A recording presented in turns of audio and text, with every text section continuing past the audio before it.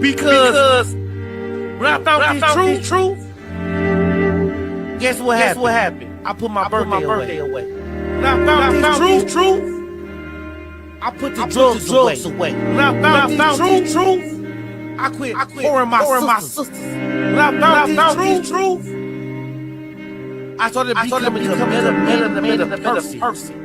Because now I know I'm on that narrow path. Now I know I'm on the right path. Now I know what I'm doing is gonna get me somewhere.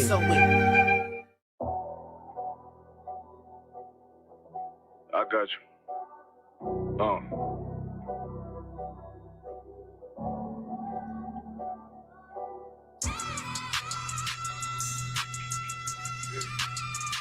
Let it ride real quick.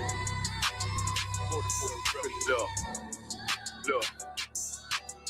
The city eyes, it's time to vote God. My God, a real nigga, cause he wasn't no flaw. Posted on the corner like a watchdog. Family secure, got that shotty in the closet by the mob ball. Fuck what they heard, but tell them it's all true. Be cautious, that foundation voltage and fall through. They gon' fall. Look, I keep this shit 50 times 2. Ain't no more heart in this game, I'm John Q. Colder than the avalanche, way above average. Fierce taste sweet, told him make me an appletree. Left us in the valley full of bones, this where hope found. Child become a man, dark sands get broke down. Riding through Evanston with Mark Quad, telling me how them crackers turn his childhood to a ghost town.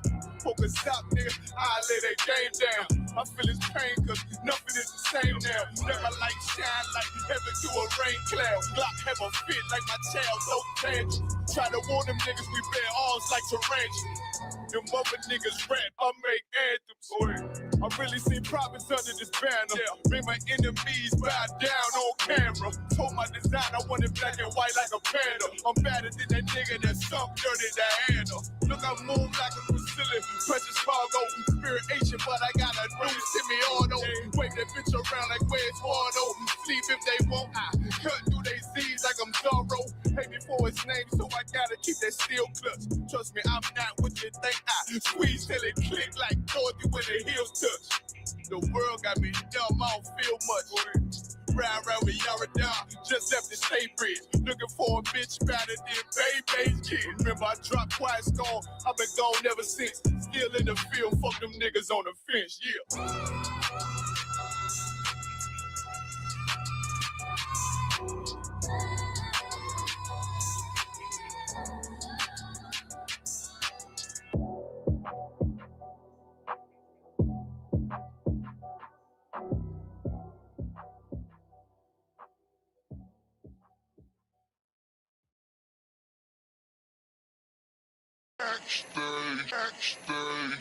These motherfuckers got scraps too, don't get caught lacking. Y'all seen these old cowboy movies, you go to the bar, nigga, you about to get tried. You go out in the bar, you got there drinking with your brothers and that shit, then you about to get tried out here, but don't be caught lacking, don't kill your brother off some bullshit, man. Don't hurt your people, man. This is for protection only, man. I got family out this bitch, man. I got brothers out this bitch, I gotta protect. Somebody trying to run up on us, we lacking, what we gonna do, fight a nigga with a machine gun? Now we're gonna bust your ass, we'll cut your head off, bring it back to the Lord, man. UPK shit, man. Hey, man.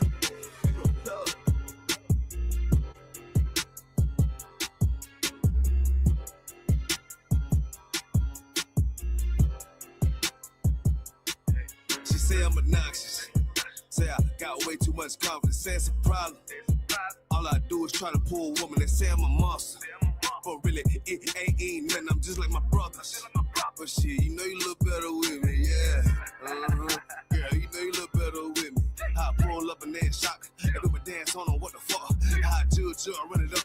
Come and fetch a girl, boy, stop, bitch. Okay, you know you look better with me. I pull over lines. I'm a judo with a nigga pride. I'm just like a lion. Want my woman cook, clean, fuck, and shut the fuck up, yeah. I got bigger piles of worry about than you in the adultery. But shit, you know you ain't going nowhere. Hey, taking my move with the bass.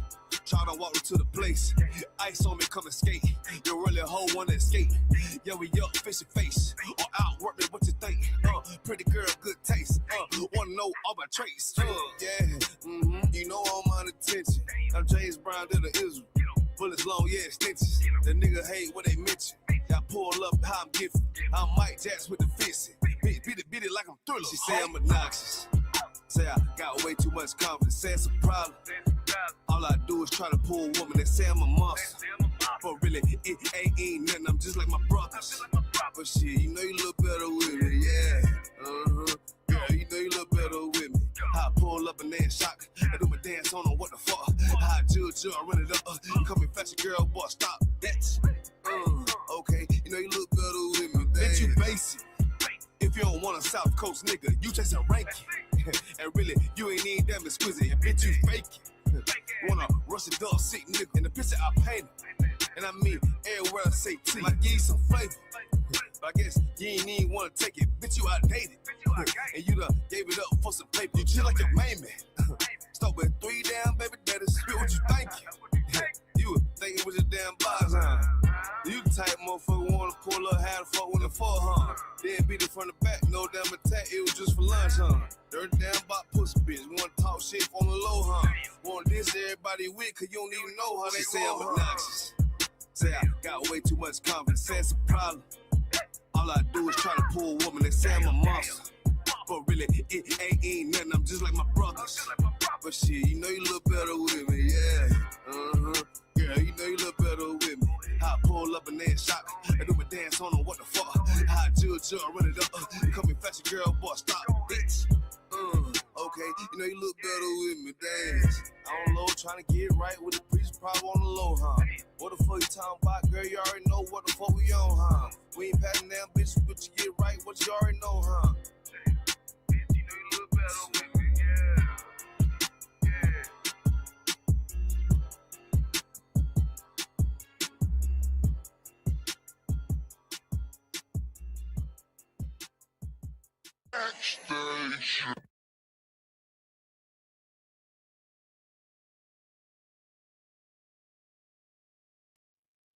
Hey, Shalom Israel. This is the Israelite School of Universal Practical Knowledge, started out of 1 West 125th Street, Harlem, New York, under commanding General Yohana.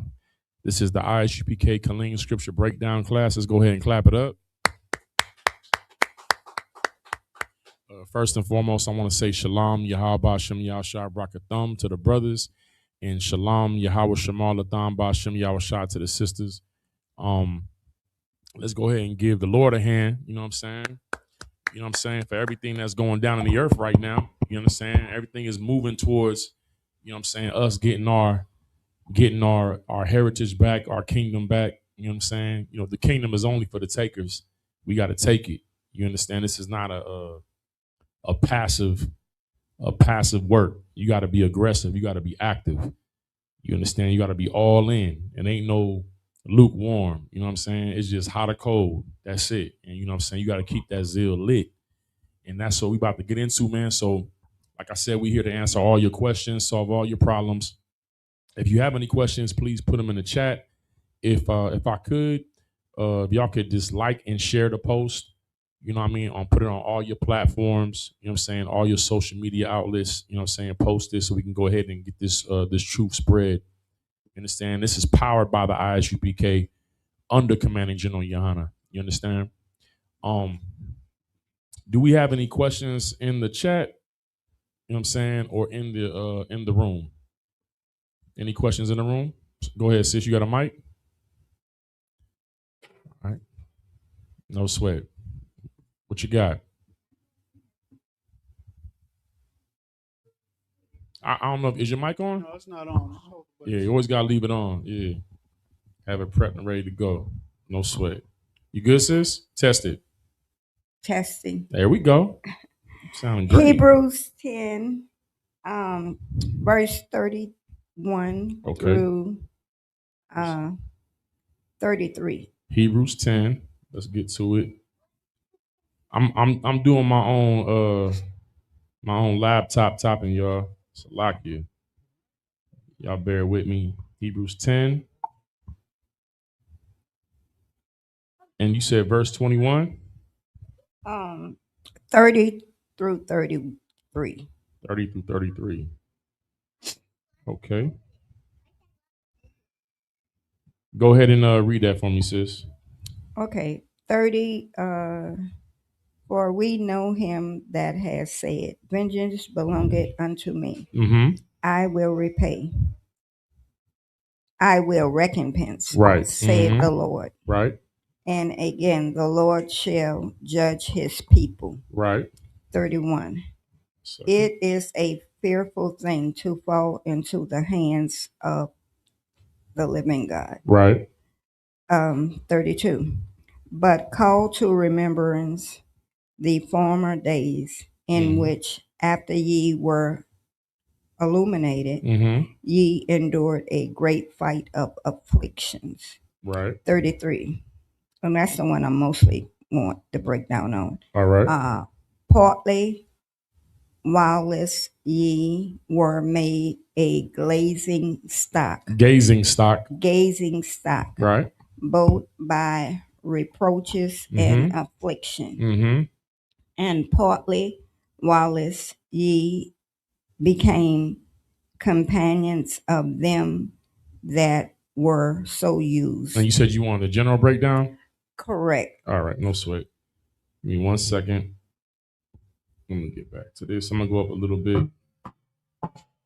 Okay, so verse 30 is really talking about the verses above. Like it's really talking about it starts from like 26, but you said you're more focused on 33, right? Right? Kind sir. Okay. Then got some assistance. Conga bar, if you could. Got a brother at the door. The water.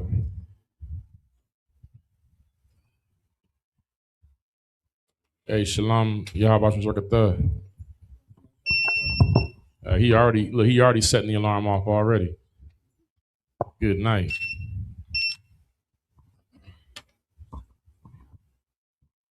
He took when Christ said, sell your garment and go buy a sword. He took that literally, man.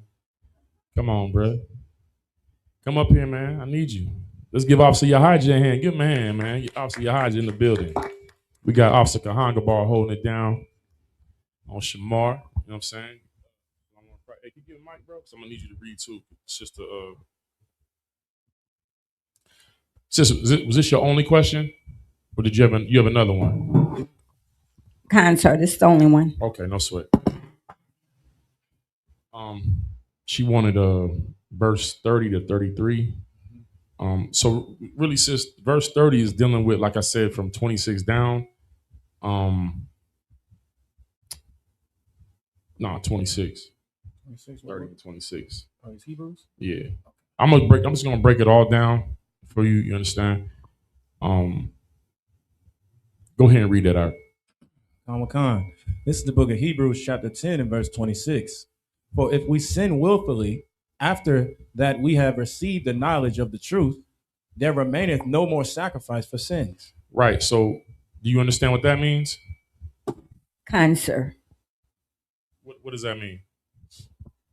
It means that after coming into the truth, if I sin willfully after knowing the truth and after knowing the law, then there is no more sacrifice for sin. There's no more, forgive.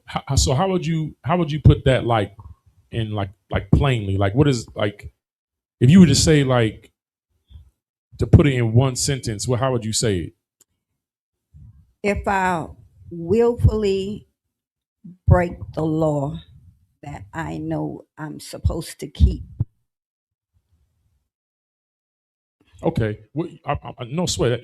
Give her a hand, y'all. You know what I mean? Give her a hand. Sis, I'm gonna help you out. So what it's saying is that Christ isn't gonna die again. That's really what it's saying. Okay. You know what I'm saying? When it says there remaineth no more sacrifice for sin, it means that the Most High is not gonna put Christ, you know what I mean, through that torture and that lynching and that punishment again.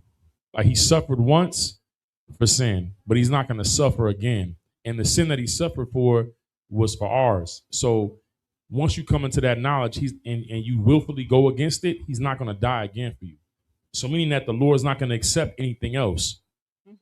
Like he was satisfied with seeing Yahushua suffer. So he's not putting him through that again.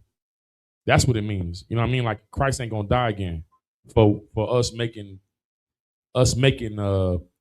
against the Most High. Keep reading.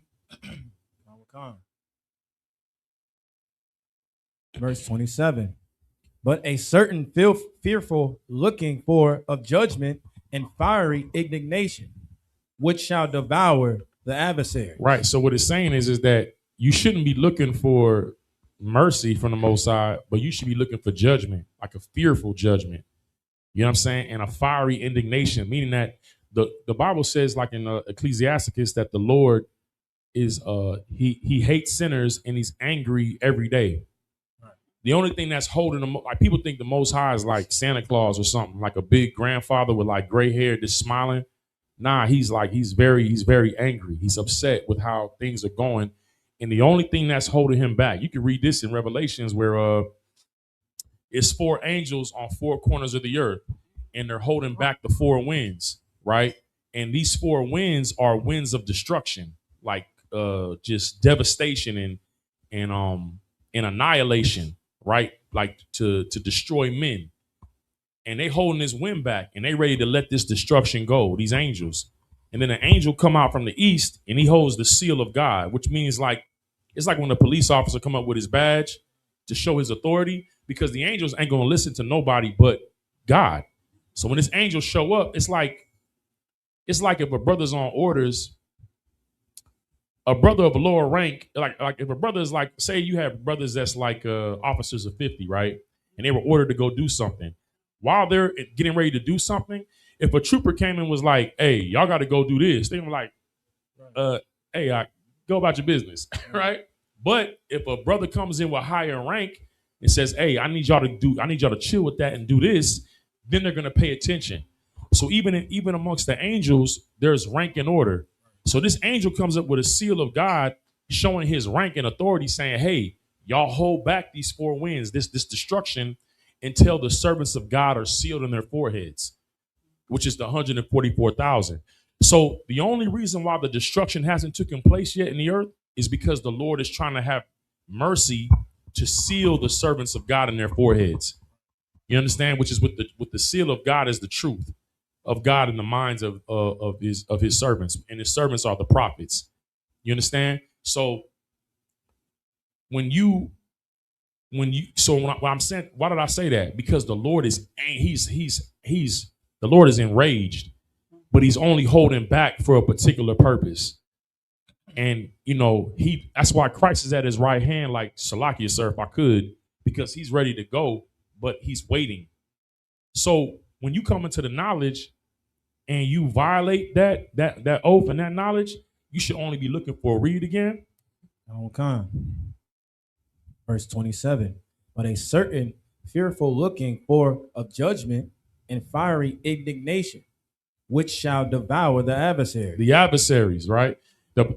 Paul said in Romans 6, I believe it's Romans 6, I'm paraphrasing, but or it could be Romans 8, but it says that the carnal mind is at enmity with God, because it's neither subject to the laws of God, neither can be. That word enmity, it means like violent opposition. When you come to know that eating pork, crab, shrimp, and lobster is wrong, or celebrating your birthday is wrong, or celebrating Christmas, Easter, Thanksgiving, going to strip clubs, throwing a woman away, a woman that gets multiple husbands in like a 6 month, she gets 6 husbands in 6 months. When you come into that knowledge that all that's wrong, and then you go back to that life, you shouldn't be looking for mercy from the Lord. You should be looking for judgment that's going to devour you. You understand? Because the only reason why the whole earth isn't being destroyed is because the Lord is having mercy on his servants. You understand? And the scriptures put it like this, that it says the righteous shall scarcely be saved. Like you ever heard that term we use in school, the hair of your chinny chin chin? It's a sliver of gap of space that we have an opportunity to be saved, and it's very thin. So it's like you don't want to play with that, right? Keep reading. Verse 28. He that despised Moses' law died without mercy under 2 or 3 witnesses. Right. The way our judicial system operated was is that if two people came and said, yo, he was sleeping with her and she married, and it got brought before the council, that's it. That's a Greyhound ticket to the fourth dimension. You out of here, buddy. You getting buried up to your neck, and then we're gonna be heaving big rocks, big limestone rocks at your head until you get transported to to where the Lord is at. And so what he's saying is, if you despise Moses' law, to despise means to break it. When you break God's law, you despise God. So when it say he that despised Moses' law, he died without mercy. You didn't get a second chance. You out of there. Right? Keep reading. Verse 29. Of how much sore punishment. Of how much what? Sore punishment. See, people think that they're like, oh, you want to be up under Moses. How come you want to follow the Old Testament? You up under the law. We're not up under the law no more. Right? They feel like that the Most High in what they call the Old Testament, when it's really all our records, there is no such thing as really the Old Testament. That's what Christians say to try to separate themselves from being accountable to keeping the law. But they said that under Moses' law, you die without mercy with 2 or 3 witnesses, which seems very harsh, right? Right? Like, dang, I can't even go to court. 2 people said I did it. That's it. You'll find out. If you ever get into a council, right, in the ISUPK, if you get brought before a council and 2 witnesses come up and say, yeah, I heard him say that, or yeah, I heard her say that, then another witness come, yeah, I heard her say it too. They don't want to hear it. You can't argue. No, I did it. No, it's already settled. Right. It's a done deal. You did it. Right. You can't argue against 2 witnesses. That's why it says in the mouth of 2 or 3 witnesses, let every matter or word be established. It's a done deal. Right? So that's a lock and key process. Now you got Paul saying of how much a sorer, that word sore means worse, of how much more a harsher punishment. People think that that living under Moses' law was hard. Christ up the ante. He is stronger. It's more harsh under Christ. Why? Because he's given us a second chance. So the Lord is like, hold up, I unalive my best son to give y'all a second chance, and you finna spit in my face again? So it's saying, read it again. Of how much sore punishment suppose ye shall he be thought worthy, who hath trodden under the foot? You know what trodden underfoot means? It's what we do to the image of Cesare Borgia. We trodden his image, the image of white Jesus. We trodden it underfoot. We step on it, right? Christ has says, what's that? I thought I heard something. Christ, as you, Christ has said something to the effect of, he said, you're the salt of the earth, meaning that we're the flavor of the planet Earth. We're what gives the earth flavor, culturally, musically, mentally, all that, spiritually. We give flavor to the earth. To my blacks, Latinos, and Native Indians, right? He said, if the salt has lost its savor, what is it good for? But to be trodden under the foot of men. Meaning that when you don't keep your culture, when you don't keep the zeal and the spirit of the Most High, you become subject to people that are less than you. Like now they have the ability to step on you. The young brothers now that, when they talk about, getting some get back or revenge, they call it stepping. Like, I'm stepping on shit. That's what they say. That's an old term. Stepping ain't new. Christ is saying, if you lose your culture, you're only good to get stepped on. What Paul is saying here is like, if you violate Moses' law or God's law in this time period under Christ, the grace that Christ has allowed us, you're worthy of a worse punishment than getting stoned to death. Meaning that it'd have been better for you to be under Moses' law and violate the law than to be under Christ and violate the law. That's what Paul is saying. Keep reading. Who hath trodden underfoot the Son of God, and hath counted the blood of the covenant, wherewith he was sanctified. What does sanctify mean? Cleanse. Give her a hand. Excellent job, sis. So it's saying that if you disregard the death of our King, and his blood that was shed, that was used to clean us, it doesn't mean like a physical cleaning. It means like you take the death of our king and you use that as zeal to not sin ever again, because you know that you're violating God's law is what put our king in that position in the first place. The idea that the Most High's best son had to lose his life and be unalive because we wanted to eat pork, crab, shrimp, and lobster and break God's laws, and he died never having violated any of God's laws, that should help you to get cleaned up in your mind, to stop wanting to stop smoke crack and sniff coke and smoke weed and sell drugs and throw women away, and you know what I'm saying, and do all the things that are filthy and disgusting and immoral. It should give you the motivation to serve God in truth, right? Keep reading. Wherewith he was sanctified in unholy things. Right. So now that the death of our king, which is the thing that gave us an opportunity to get clean. When you violate his laws, it's like you calling it unholy. You saying it didn't mean nothing. Something that's unholy, it's like gum on the street. You just, it's whatever. It's like making it low, of low value. Keep reading. An unholy thing, and hath done despite unto the Spirit of grace. Right, and hath done, meaning you've taken those actions despite. It's like, you ever heard the term, I forget what it's called, but it's like something like you spite your nose, you cut off your nose to spite your face. Say it again. Cut off your nose to spite your face. It's like you're hurting yourself. You cut off your nose to spite your face. It's like having despite unto the Spirit of grace, meaning that the only reason why the Lord is showing restraint is because the Spirit of grace, which is Christ. You dig what I'm saying? It's like this. It's like when people go to somebody's grave and like piss on it. That's what he's equating it to. Like you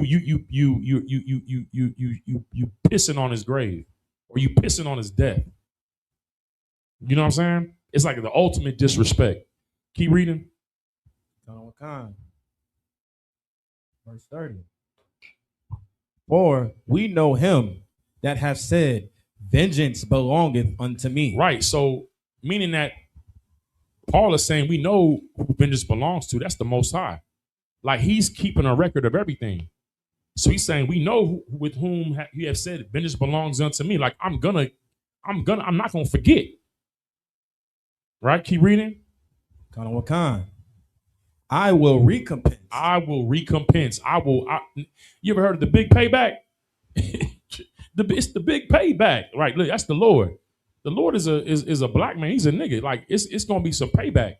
Like you thinking you're getting away with this because what's the scripture in Ecclesiastes that says because sentence against an evil work is not executed speedily, therefore it is set in the hearts of men to do evil. Right. It's because they haven't received the punishment right away. They think that they're getting away with it, but you're not, because vengeance belongs to the Lord, and the Lord is cold with it. The Lord make his judgments poetic. You be like, oh, dang, that's how he went out. And the Lord will make it to where everybody know, dang, the Lord did that. He'll make it to where it's undeniable. Keep reading. I will recompense, saith the Lord. And again, the Lord shall judge his people. The Lord is going to judge his people. There's another scripture in Peter, I'm paraphrasing, where basically what Peter is saying is that the Lord is on some, I'm not finna judge the world until I judge my people. Because the Lord hates hypocrisy. He hates a hypocrite. And he is no hypocrite. So he's like, before I go and bring destruction on the earth, I'm finna judge my house first. That's what a righteous judge would do. Right. But see, that's, it's going to get into my subject later on that, Satan can't cast out Satan. Because see, the white man is incapable of being a good ruler. There's nothing in him that could even allow him to rule with any type of equity or benefit to the people that he rules over, because the white man is a sore winner. even when he's winning, he's angry at the people that are losing. Right? Like, think about this. You still have people on the internet talking about mud sharks and when we was kings, right? Talking about blacks and Latinos and Native Indians reclaiming their identity. It's like they're trying to mock and reproach us, right? All the while, the Epstein files have not been dealt with by Trump the whole time. Like, how could you even want to speak in this era where Trump was supposed to drain the swamp, right? Meaning that all the what you call it, what's that they did with Doge and Elon? Basically, all the mismanagement of funds and government funding or funds, all the money that was getting sent to places like with the what they call them NGOs, you know what I'm saying, overseas, you know, where all the money was getting used for things that have nothing to do with the welfare of the United States. He's supposed to expose all of that, all the mismanagement, expose the Epstein files, right? Get all of the what you call it? Get all of the corruption out of government, right? When the Epstein files come out, his name is mentioned over 5,000 times in the Epstein files. But then white people still want to say, well, y'all 13% of the population that commit 50% of the violent crimes. What?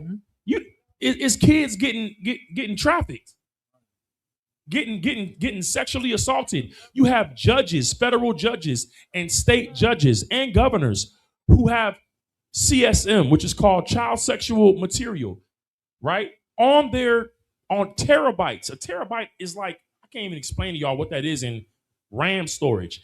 Yeah. They have terabytes of CSM, child sexual material, on their laptops. Now, mind you, these are judges that convicted people of the same crime and gave them 80 years and 90 years, and they're doing it themselves. See, the so-called white man, he's an accuser of the brethren, while he's the most wickedest devil himself. He never judges his own people. In fact, he knows they don't judge their own people because them judging their own people means the entire system collapses. They know that if they go in and go into the Epstein files and do a full investigation to do prosecutions and convictions, everybody's going to get exposed. Now it's like, well, damn, the people that are supposed to do the investigations, they're in it too. They're coming up. Congress did a vote like 2 months ago where the vote was, do we expose members of Congress that are involved in trafficking child sexual material? And I think the vote was like 238 to like 3. It's like, nah, we don't need to expose it. It's going to cause too much it's going to shake things up too much. Nobody will left to be congressmen. That's what happened. See, the Lord ain't playing with his nation, because when Christ comes, his government is going to be set up with the 144,000. So he's going to judge his people first. In fact, give me that, man. Give me first. Hold this and just open up another. Yeah, open up another one. Same thing, the Apocrypha, and give me he shall the Lord will judge his house first. What is that, man? Let's read that. You know what I'm saying? The white man can never. That's why the white man's rule is over with. That's why that's why, you know, America is collapsing as we speak. Babylon is falling because, you know, you can't. The Bible says that the Lord's throne is established in righteousness. The white man don't know nothing about that. So of course his kingdom can't last. This is the weakest kingdom that's ever existed. You can read about that in Daniel. It says that it talks about the clay feet. You know what I'm saying? Where like the feet is clay, but the head was gold. The feet is supposed to be the support for the whole body. And now we've reached this last kingdom before Christ brings in his kingdom. You know what I'm saying? Which is for the nation of Israel, not the people that's calling themselves Israeli over in the state of Israel. I'm talking about so-called blacks, Latinos, and Native Indians. All these little beautiful black children you see, and Native Indian children you see, and you know, Latino children you see. These are the children of God. They're the children of God. And the Lord is going to create a world of righteousness for them to grow up in that's safe and where they don't have to worry about, being trafficked by the people that are supposed to be in charge to protect them. Like, imagine this. Imagine that you have a flock of you have a government of. Imagine that you have a people that are sheep, but the government officials are wolves. Imagine living in a society like that, where the sheep are governed by wolves. You understand what I'm saying? Like, there's no hope. It's like you're a sheep and you're a ram giving birth to sheep, and the people that rule over you are wolves.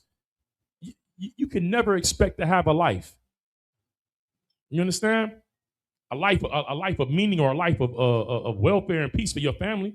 And that's what it's like living in America, living in the United States, man.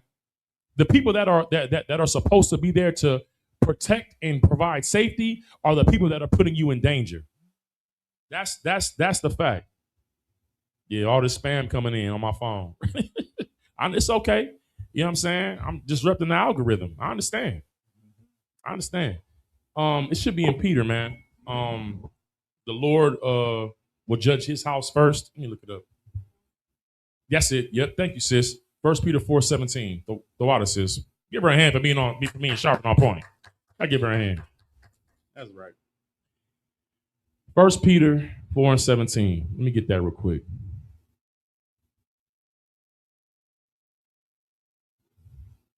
That's it. Go ahead. Read that. This is the book of 1 Peter chapter 4 and verse 17. For the time is come that judgment must begin at the house of God. Right. Judgment. The Lord is going to start with his own family, his own house. He's going to make sure that everybody in his family is correct. And if not, he's bringing judgment on them. You understand? He about to, if you're doing the right thing, you're going to get a reward. If you're doing a thing that's evil, you're going to get a reward. You understand? He's going to make sure he judges his house first. Keep reading. On one kind. And if it first begin at us. If it start with us, read. What shall the end be of them that obey not the gospel of God? What's the end going to be for them that don't obey the Most High? If he going to start, if he going to get on his own family first, what's going to happen to it's like, imagine you like the hardest nigga in your neighborhood, right? And you hard on your kids. Like, everybody know, like, he was out in them streets. He was putting in work. But with his kids, he's like, y'all better bring home number A's, right? And them kids come home with anything less than an A, they get that belt coming out. You know what I'm saying? And everybody know he was out there, but he hard on his children. Now, if he like that with his kids, what's he gonna do to somebody that mess with his family? You like, dang, he even get on his kids. I don't know what he gonna do to somebody who ain't his family, right? That's really what this is saying. I don't know if there's anything else. Let me see 18. Go ahead, yeah. 18? Yep. Verse 18. And if the righteous scarcely be saved. If the righteous scarcely be saved. Y'all understand, like, this opportunity that we have through Commander General Yohanan with the ISUPK. In Ezekiel, it talks about how he gave us a little sanctuary in the countries where we were scattered. This is the mercy of God. You know what I'm saying? This is why, people always say, y'all follow Commander General Yohanan, y'all on a cult. Y'all worship him and he's a man. Y'all got pictures of him up in your buildings and all that. But let me ask you this question. Commander Yohanan is just a man. He's a man. He's a man, right? Do y'all have pictures of your father up in your house? Your grandfather? Right. Is he just a man? Right. If your grandfather and your father is just a man, why are there pictures of him up in your house? So your father and your grandfather deserve honor, but a man that is changing the lives and the families of blacks and Latinos all over the world, we can't honor him. Y'all are hypocrites, man. Y'all are hypocrites. The scriptures say, give honor to whom honor is due. Listen, honor is due to Commander General Yohanan, man, for changing the lives of blacks, Latinos, and Native Indians in a society that grinds us to powder, that grinds us to dust, that would see our children destroyed with no livelihood. no hope, no future. And under the orders of Christ and the Most High, set up a place of refuge and safety, man. Yeah, listen, let's give Commander Gianna a hand, man. Let's give him a hand. You know what I'm saying? For giving us the truth of the Bible. All right. For handing down to us unaltered and unstepped on the unadulterated truth about that Christ is a black man, that the angels are black, that God is black, and that we're the children of God, man. The most despised and hated people in the planet Earth.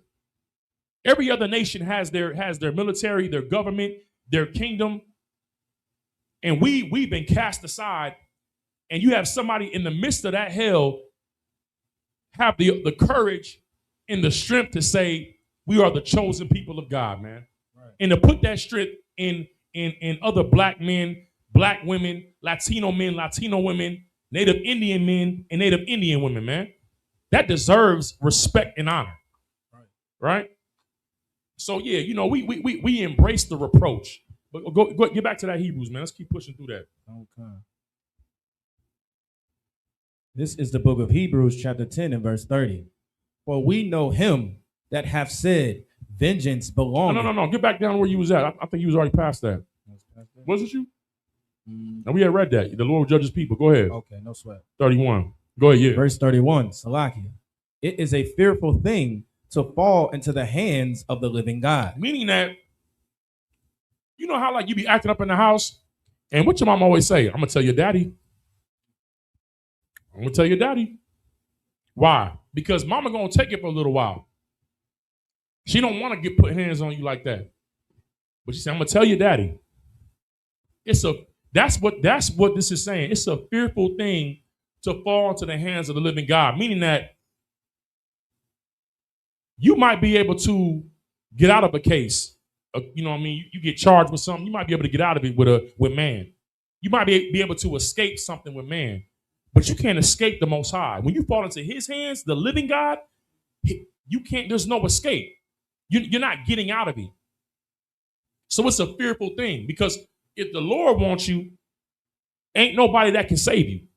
You can't escape that. That's what Paul is saying. Keep reading. Verse 32. But call to remembrance. Now, so he's reminding you, like, so this whole conversation is like, don't come up in this truth and play around. He's saying, but call to remembrance. Think on this. Read. But call to remembrance the former days. The former days. When you first came into the school, when you first came into the knowledge, think about that in the beginning. Read. In which, after ye were illuminated. Because before being in the truth, what? You were in what, sis? I was in sin. Before you came in, we're at verse 32. Are you there? Kind, sir. It says, but call to remembrance, meaning come get back to your memory, right? That in the former days, when you first came into the truth, right? In which after ye were illuminated. If you were illuminated, what were you in before? Darkness. You was in darkness. You didn't have no knowledge. You didn't know that eating pork offended God. You didn't know that being with more than one man sexually offended God. That you're supposed to be with one man for the rest of your life. You didn't know that. You were in darkness. But after you were illuminated, right, with the knowledge of the truth, keep reading. I know what kind. Ye endured a great fight of afflictions. What does this mean? You endured a great fight of afflictions. It means that I must contend. That's a fight for the faith. For the truth. But why though? Why is it a fight? I mean, if the truth is the truth and it's what's right, why is it a fight? Because I guess the demons don't want me in the truth. They don't want me to. I don't know. Okay, no sweat. You think you have an answer, Amaya? No. Gangabar, what you think? Why is it a fight? Why when you become illuminated? Why is it a fight? You have to endure a great fight of afflictions. Why? Because anytime, you change your life, Satan's looking, what I'm saying, to Go ahead. Satan is looking to, No, go ahead. Oh, Salaki. Anytime, what I'm saying, that you change your life and, you come up out of, that sin and that wickedness that you live in, well, Satan wants you right back in that. Right. So let me put it in practical terms, right? Everything y'all said was absolutely correct, right? But it was almost like Sunday school, right? But let's put it in practical terms. Y'all remember New Jack City? Did you ever watch that movie with Pookie? With Chris Rock, he played Pookie. You remember that? Ice-T, Wesley Snipes, no sweat. Pookie was a crackhead, right? Ice-T was a police officer. He was trying to, bring down Wesley Snipes. What was his name? What was his name, Con? Who was Wesley playing? Nino Brown, right? He's a big drug dealer, right, in New York. In the midst of that, Ice-T see Pookie, and he see him on drugs, and he tries to get him cleaned up. Pookie actually begs him. He's like, "Hey, man, I'm going through hell, man. It's like keep calling me." When you think about demons, right? You want to think about addiction. You don't want to make it spooky. It's addiction. You endure a great fight of afflictions because why? When you used to get stressed out, you know what you'll do? Spark up that blunt. I'm stressed out right now. Let me go ahead and hit this weed. That was your relief to self-medicate. Or maybe it was to pop Xanax pills or to sniff coke. Or maybe it was to go to the strip club and throw money on women who are half naked, shaking their ass on a pole. You know what I mean? Or maybe it was when you was down on your luck, you take a pistol and you go rob the corner store or go hit the armored truck, right? So now imagine this: you've been selling weed all your life. You never had a real job, and then but you believe in God, and you come into this knowledge. You say, "Okay, I believe in this, man. I'm finna join up." And then we say you can't sell weed no more. That's against God. You selling weed is witchcraft. That's a sin against God. You like, okay, and you stop, but you don't know how to make money any other way now. And then everybody who used to come to you to buy weed is still calling your phone. Hey man, I need that 3.5. I need that half an ounce. Hey man, listen, I buy from you wholesale. So what are you fighting? You're enduring a great fight of afflictions to stand in the truth, to hold on to what you know to be true. Why? Because before you was in the dark, the Lord winked at your ignorance, but now he calls all men to repent, right? Now you're illuminated, and now the fight is to what? To not go back into darkness again. So I had a brother call me last week. I was out with Cap. We was at some little, social spot. The brother called me. He was like, "Man, I don't know what to do." You know what I'm saying? He's like, "Man, all I know how to do is just, is hand to hand. And, people calling me right now. I could just go out there and make a couple moves. And, I got bills to pay." And, I'm like, okay, that's cool and everything, man. But really, you could get out there and just get a job. Go get a job. It ain't that deep. But for him, it's a great fight. Why? Because that's all he knew. And it's easy to be in the dark. It's easy. You know what I'm saying? What they say, ignorance is bliss. Mm-hmm. That's what they say. Ignorance is bliss. When you don't know no better, it feel good. But when you know and you still got those addictions, you still got those temptations, that's where the fight is at. Then on top of that, on top of you having to fight you, now you got to fight your family. Your family ain't give a damn when you was selling weed and selling drugs. Why? Because you made Christmas feel amazing. You done bought the tree, all the gifts, everybody getting what they want, mama getting her, Mother's Day gifts. But the moment you say, "I'm changing my life," oh, you didn't join the code. You didn't went and join them crazy folks. Mom, I'm trying to change my life and do what God says. I ain't trying to hear all that. You got to fight your family then. All right? Then, if you do got a slave in a job and you can represent your culture, the Jewish man, the Jewish man don't even work. We found that out by the white dude that did the documentary. The Jewish man not even working. Right? He having 12 kids and he on welfare. The white boy went into all them little Jewish communities. Was like, "Hey, does anybody work here?" He's like, "No, I work in the synagogue. I'm a rabbi." Now, hey, Kahan Gabar, imagine that. The Jewish man is living off of welfare. The whole community. is living off of the state welfare, having 13 and 12 kids, not having no job, reading our Torah, right? And what and they synagogues of Satan. But then when they see us on the corner, black men, right, who are poor and oppressed and stepped on, teaching the Bible to our people to get them off of drugs, to get them out, to get our sisters off the streets prostituting, what do they tell us? Why don't you go get a job? What you do for work? The so-called Jewish man is out in the plain view. It's in plain view. He ain't working. And nobody say a goddamn thing to them. But let a black and Latino and Native Indian man get on the corner and cry aloud and spare not and lift up his voice like a trumpet to his people to show them their sin. Why? Why? Because us sinning puts us in opposition to the Most High. We want the Most High to be on our side. Because like Paul said, if God is with you, then who can be against you? This is why sin is promoted to our people, because they know that if we stop sinning and we serve the Most High in spirit and in truth, our enemies are destroyed. We already seen what the Lord can do. He took down the most powerfulest nation in the earth for one group of people, the Israelites. He took down Pharaoh and his military and his economy because he had love for his people. So no, yeah, listen, we don't mind being what we about to read, a gazing stock. I'm gonna break that down to you what that means. We don't mind being fools for Christ. You understand? Because we're not doing this for ourselves. We're doing this for our King and to save our people. Keep reading.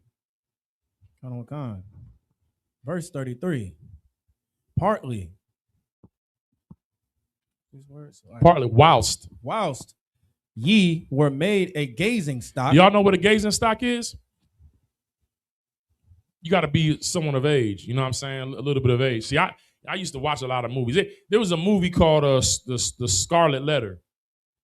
You know what I mean? It's about somewhere like in maybe like, Connecticut or, one of them northern eastern states back when the settlers first came into America, you know what I'm saying? And this a book about a woman that committed she had sex with a priest or somebody that was married. And the brother is the one that committed the adultery. Well, actually, it wasn't even adultery. Salaki, I'm tripping. He just had sex with another woman. But in the Christian view, it was adultery. So they put a letter on her with the A on it, a big A. She had to walk around the village to be shamed for that, right? But she wouldn't expose who the person was that she did it with. She just kept it to herself. That's like how the point in the movie, how she tried to keep his shame and he let her be in shame because he was a priest. He was a coward, right? I mean, all Catholic men are priests or cowards. You know what I mean? Taking a vow of celibacy. The Lord ain't never tell you not to get no box. You know what I'm saying? Every man can. Men can choose that if they want. Christ said that there's many that have made themselves eunuchs for the kingdom, but it's not a law that if you're a priest that you can't have a woman. You know what I'm saying? That's some stuff that the Pope and those pedophile priests came up with because they really don't want women. They really want little boys. That's the whole reason for that. But at any rate, back in those days, what they would do is, like, if you had committed a crime, sis, like say you went to the market and stole some apples or stole some potatoes, right? Or say you harmed somebody's property, you would go before the magistrate, and if they found you guilty, if it wasn't a crime that was punishable by death, some of their punishments would be they would put you into a stock. A stock is like a thing where you would see them put their arms through and their head through, and the wood would kind of come over them. It's almost like a yoke that go on an oxen, and they'd be hanging like this in the city. And the judge might say, you got to be out there for like a week. And people walk by, hey, you a thief. You know what I mean? They throw lettuce at you, tomatoes at you. They throw mud at you. You know what I'm saying? Maybe even throw some shit at you. I don't know. But you will be a gazing stock. You will be in the stocks, and everybody will walk by, and you'll be chained to it, and they'll walk by and laugh at you. So what Paul is saying is, partly whilst you were made a gazing stock, meaning that you were put on display before everybody, your family, your job, the society itself, because you took on the faith to believe on our King, that we're the chosen people of God and to change your life. You were made a gazing stock, right? Both by what? Reproaches and afflictions, right? By your family members, by your job, by society in general. You know, the Southern Poverty Law Center called us a hate group, and now they're being indicted by the FBI for funding and putting what you call it, what's the word, what's it called when they infiltrate a organization, Con? What's the word for the people that do that? Like a spy? Yeah, spy. It's something else though. It's like like when they send people into like the, you know, into the ISUPK. They're not. They really just agents. You know what I'm saying? Informants. Yeah. They send informants. You know what I mean? They send informants into like the KKK. You know, the white supremacist groups, right? And they funded them, and they even tried to sponsor terroristic acts. They actually were empowering hate groups while they had the Israelite School of Universal Practical Knowledge on the list, who has never committed any crime, never done anything. You understand? So in that sense, they promoted to the world to where I think in some places we can't even get support from other 501c3 groups because we're labeled as a hate group. So they try to block us from actually helping our people. You understand? By calling us a hate group, while that same Southern Poverty Law Center that labeled us as that, they are actually the funders of domestic terrorism and hate groups. We were made a gazing stock, both by reproaches and afflictions. Commander General Yohana had to fight for the freedom of speech. I believe it was in Philadelphia, I'm not sure, where it was an actual, it went to court and we won the case that we had the right to teach the Bible in public. We like really, the ISUPK, we're the real Americans. You understand? We actually believed in the freedom of speech and fought for it. You know what I'm saying? And religious freedom. We put it on the line and won a monumental court case on behalf of that cause. But yet we had to fight that. We suffered afflictions in bringing this truth to our people. Keep reading.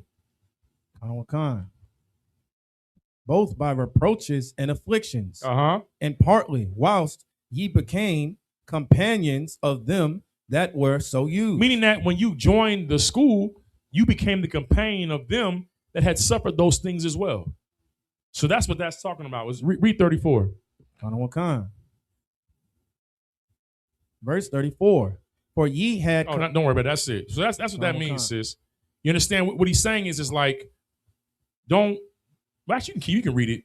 What it's talking about is he's saying, don't forget what you went through when you came in here and to go back to how you used to live. That's really what he's saying. He's saying, remember what all that you went through when you got into the knowledge of the truth. Don't treat it like you could just go back like how Christians do. Oh, we all fall short of the glory of God, right? You're not supposed to see that and use that as an excuse to sin. You're supposed to see we all fall short as, well, I'm going to be the one that stands tall. I'm not going to fall short. I'm going to stand tall. I'm going to stand on business. I'm going to stand 10 toes down and be solid. So when the angels and the Most High in Christ look at me, it ain't going to be that I fell short. That's supposed to inspire you to be something different. Christ read the same thing that we read in Isaiah, right? For there is none righteous, but all their righteousness is as a filthy rag, right? Christ read that and was like, I'm finna be perfect. I'm about to be perfect. He didn't read that and say, well, damn, it ain't none righteous. I guess I can't be righteous either. That's what a coward does. That's what the Bible says, that a sinner will always find an excuse. When you use the Bible to make an excuse for you to be weak in the fall and to not serve God, it's just because you're a sinner. A sinner finds an excuse. That's why here one of our bedrock mantras, if you even want to use the word mantra, is it's no excuses and it's no cowards. Right? Go ahead and read that. 34. This is the book of Hebrews, chapter 10 and verse 34. For ye had compassion of me in my bonds, and took joyfully the spoiling of your goods, knowing in yourselves that ye have in heaven a better and an enduring substance. Paul just saying that when I came down to see y'all at the school,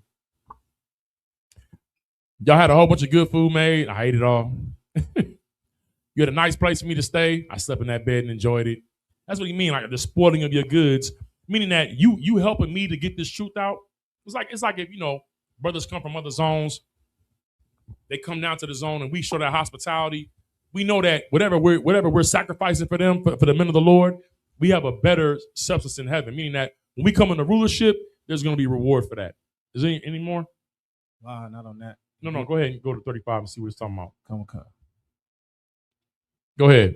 Come. Keep reading. No, read it. Yeah. Verse 35. Cast not away, therefore, your confidence. Meaning that the confidence that you came in with, knowing that this was the truth, don't cast that away. Keep reading. Which hath a what? Which hath great recompense of reward. Right, meaning that the same zeal that you came in here with, keep it. Keep it all the way to the end. Endure it to the end. Because it's going to be a great reward on the other side.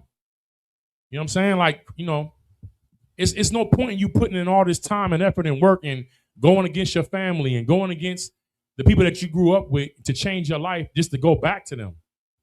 You know what I'm saying? Like, just to be a loser. You ain't got to be a loser. You don't have to lose. You know what I'm saying? You can win and live forever.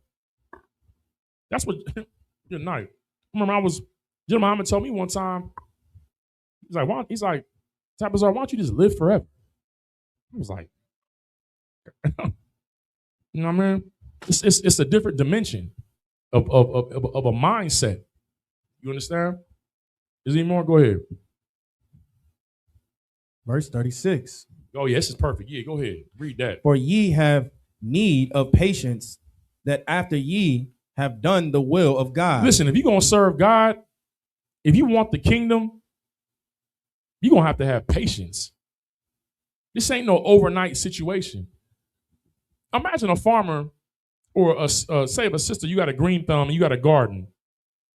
Imagine planting a seed in the garden and the next day you yelling at the garden like, where the fruit at? Where the plant at? You ain't grown yet? You don't think that person was crazy. You're like, what does this person need to go get some medication, get evaluated? Something is wrong here. Why? Because we know that when you plant a seed, it takes time. So it's saying that you have need of patience, that after you've done the will of God, like people think because, you know, you stop eating pork, crab, and lobster that you've done something big. That's what you're supposed to do. Right. The law is the bare minimum. You know what I'm saying? You keeping the law, yeah, is it the will of God? Yes. But let me explain to you what the will of God is. It's to go and get your brothers and sisters cleaned up too. It's going to let them know about this hope that we have. That Trump ain't, hoping that in 4 years Trump gets put out of office. That ain't our hope. You understand? That there'll be a better candidate in hell. Hey man, Satan ruling right now, but hopefully we can vote Lucifer in. And maybe maybe the flames won't be as hot this year. That's, it's stupid. Satan can't cast out Satan. You dig what I'm saying? You have to have patience. That's why the scriptures say that the faith and the patience of the saints, it's going to require courage, you following orders, and you being patient. You know what I'm saying? The Lord been waiting on us for a long ass time. He been dealing with our bullshit for a long time. He been waiting and waiting on us. Now all of a sudden, hey Christ, where you at? Why don't you come back? You see what's going on? You got GMO and the world effed up. Is what they call that climate? What's they call climate change and volcanoes exploding, earthquakes, wars and rumors of wars. Send Christ back. It's damn near evil to say it. Right. What? Because you got illuminated. Now Christ need to come. What you in a rush for? Right. You going somewhere? I can't take it no more. I'm tired of this hell. I'm tired of this oppression. Hey, the Lord who put you on timeout, he put you on what's that called when they what's that called? You get put on punishment where you can't go out and play? Sometimes. Not often. What's that called, man? I used to get like 6 months. When I was, my mom used to give me like, you grounded. That's what it is, grounded. That's what they call it. Well, I mean, I don't know what for the youth they call it now. I used to get grounded for like 3 months at a time, 6 months at a time. I had no hope. So I just go ahead and keep violating. I'm like, I'm leaving. Just sneaking out the window, hopping over the fence. I'm grounded for 6 months anyway. To hell with it. That's how I thought. Man. Yeah, so the Lord put us on punishment. He grounded us. So we're going to have to be patient and wait. In fact, give me that, man, in Baruch. What does that say, that we suffer for our sins? Give me that in Baruch. We listen, just because you came to the knowledge of the truth, and that's the other thing too, man. Like, people coming to this truth and automatically they start turning on people like, man, you see that, man? They over there eating that pork and doing all this stuff. Nigga, you was doing that 2 weeks ago. You was doing that a year ago. The Lord ain't throw you away. The Lord ain't destroy you. You know you deserve the same destruction, right? The destruction that you're asking for when Christ comes, you know that you was going to be a part of that too, right? We all was. That's why it says, woe unto him that desires the day of the Lord. It's a dark and woeful day, a day of darkness and not light. It's going to be terrifying. So we should thank the Most High for every day that Christ ain't showed up, because that gives us the opportunity to fish more of our people into the truth. But you know, if you're a observer of the times and can see the signs of the times, you can tell that we don't have a lot of time left. That's why it's important, if something is telling you, like, listen, man, you need to give them brothers a call. You need to call that school. Do it. Stop trying to debate, oh, I don't like how they energy, they kind of rough, and you know what I'm saying? Yeah, though we be rude in speech, but not in knowledge. Right. You understand? You rather have somebody come and soothsay you, speak smooth words while they molesting your children. Smooth words while they trying to sleep with your wife, the pastor, the Christian pastor, or the pedophile Catholic priest. They speak that Latin real good. Tell you to come into the confession booth and you tell him all the filthy things you've been doing, and he up in there, you know what I'm saying, playing with himself. You want someone to talk nice. Ain't that what they say? Hey, talk nice to me. Yep. Talk nice to me. Y'all don't even know the root of the word, the meaning of the word nice. In the root, it means ignorant. It means not to not know. That's what nice means, to not know. Talk nice to me. You know what I'm saying? People want it to be, you know what I mean, words smooth as butter, but the other part, the part about it is that the ones that talk that smooth shit, you know what I'm saying? You know, they talk that, they talking greasy, is real slick. They got war in their heart. They trying to make meat of you. You know what I mean? They want to put you on a plate for dinner. All right. No, I think it's in Baruch, man. Maybe it's Second Maccabees. Give me what's 33 say? Yeah, damn, it is Maccabees. Salakia. The water, Salakia. Forgive me. Go back to 32. Read that. Okay. Read that. This is the book of Second Maccabees, chapter 7 and verse 32. For we suffer because of our sins. Yeah, be patient. You might be fed up with how you've been living as of late. Most High in Christ. Maybe you've changed your life and it's been 3 years. You know what I'm saying? Maybe it's been 6 years, 10 years for you. But guess what? It's some people that haven't had the opportunity yet to hear us. Right. We got Latinos out there. We was out there in San Antonio this past weekend at the Fiesta. And shout out to Gadawan, Officer Gadawan, camp leader of Austin, Texas, who has the clothing line True Jew. You know what I'm saying? It's a picture of a brother. Well, they both brothers, but a picture of a Latino and a so-called Negro with the sombrero on and like the bullets crossing over. Like I can't think of it. The brother's name. Who? I can't think of his name. He's like a famous rebel in Mexico. A bandero or whatever. You know what I'm saying? They got the guns, but they was together. And if you know the history of San Antonio, man, you know, our Mexican brothers fought on behalf of black people to not be in slavery. Right. That's where the whole fight for Texas independence came from because our Mexican brothers fought against the white settlers to free us from being slaves, man, because slavery was illegal in Mexico. And they also provided safe haven. You know, people talk about the Underground Railroad going north. The first one was heading south to Mexico. That's why you have communities right now in Mexico right now where you have black people there that are Mexican, that speak Spanish.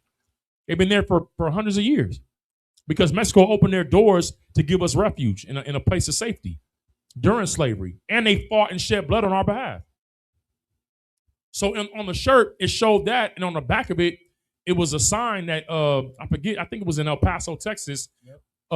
And it was a sign that said, no dogs, no Negroes, no Mexicans. Right. And we're in the fiesta. Everybody out there dancing. They got, we drinking big cups of melon juice and Jamaica and horchata and eating good tacos, turkey legs, having a good time. The music was excellent. And everybody's in there dancing and jamming, no violence. And they looking at us out there and they see the shirt. I want to say at least 20 people came up to Captain Yatazak and the brothers who had the shirt on saying, hey, man, I like your shirt. Hey, what does this mean? What are y'all about? Who had never even heard of the truth that they're the tribe of Issachar, the chosen people of God, and how instrumental the people of Issachar were to the unifying of our nation during the time of David. I ain't gonna get into the history of that right now, but the princes of Issachar, right? The so-called Mexicans, they negotiated and brokered the deal for the house of Saul and the other tribes to come and unify under King David to unify the nation. And let me tell this story, man, because I told Captain Yatazak this story.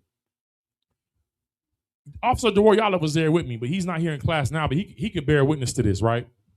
I'm standing there, and these two Mexican women, they're beautiful women, older, and I think one of them the brother might have been the husband. It was a Mexican brother. They could have been sisters. I don't know. They all could have just been family. I don't know. But they walk up and they're like, hey, what's going on? Like, I didn't have on the shirt that Gaddawan had. If y'all got it, y'all need to go on the website, True Drew, or get with YB, Yahawabah, you know what I'm saying? She running the business on that, you know what I'm saying? And purchase that shirt. Support True Drew. But I didn't have the shirt on. I had on Captain Katazar's shirt with the brother hanging the Klansman. Yep. You know what I'm saying? By the neck, wearing the Dawada. And I had a Dawada on, right? In my Mitri. So they was like, hey, what's up with that, the Star of David on you? So I break down, that it's David in the ancient Hebrew. Stars are circles. And then they see the shirt that Gaddawan on, man. They say, well, what does that mean? And I break down to them the history, right, of us being family. And then I explain to them that the symbol for Issachar is the donkey, right? Couch between two burdens. Because Issachar means that he is hired. That's the name. You know what I mean? It came from a situation between Jacob and Leah. You know what I'm saying? She basically hired him out with mandrakes. You know what I mean? This fruit or whatever. It's like an aphrodisiac. So, Jacob had to have a schedule with his wives, and Leah basically told Rachel, like, yo, let me get him for tonight. You know what I mean? She did it with mandrakes. That was the transaction. So when Issachar, she conceived from laying with Jacob that night, and she had Issachar. A lot of y'all don't know, Judah and Issachar got the same mama and same daddy. It ain't like we got same daddy, different mamas.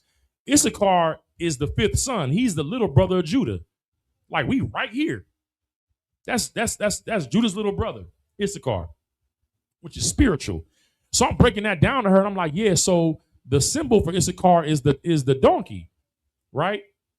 So she says to me, she's like, so you're saying that Issachar is the little brother of Judah, and that's the so-called nigga, that's the black people? I said, yeah. And she's like, and Christ is from the tribe of Judah. I was like, yeah. She said, that's kind of interesting. That's deep. I said, why? She said, because Christ rode into the city of Jerusalem on a donkey when they were hailing him as king. And I was just like, your con, sis. Hit me like a brick. Because what I had said to her before that was, I was explaining to her that until the two sticks come together, until Latinos and Native Indians and so-called Negroes, West Indians, and Haitians come together as one, Christ ain't showing up until we're united. And then when I said that, she said, that makes sense because Christ rode in on the donkey. And, you know, if y'all, listen, I'm going to let Kevin out because I told him I think he going to probably do a class on that. But that's the spirit of what's going on. Us, listen, we're not going to gain the kingdom unless we're together, unless we're unified. There's no sense in us trying to have any hope in this kingdom. You understand? Let me tell you something. White people don't even have hope for this kingdom. You understand? I'm about to get into my topic, man. Let me get the I had a TikTok video on the email. Go ahead and click on it. I got a few of them in the email too, but go ahead and click on this one real quick. I'm gonna get into my topic real quick. You know what I mean? Satan can't cast. So how are we? Is there like a volume on here? I don't know. Speaker. Go ahead. The people that voted for Donald Trump supposed to continue to support him when his name has been mentioned 5,000 times in these files that have been dropped.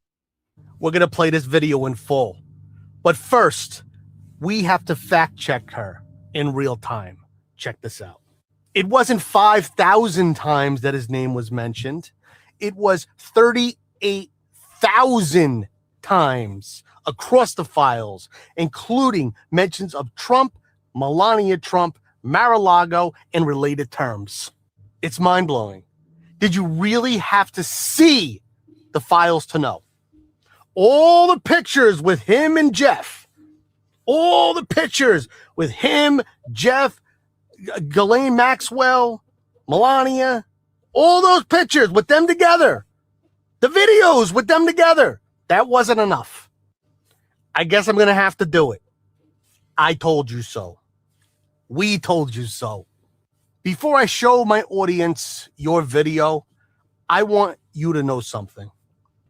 You were used. Not only by him, by MAGA. You were used. Let me show you how I know.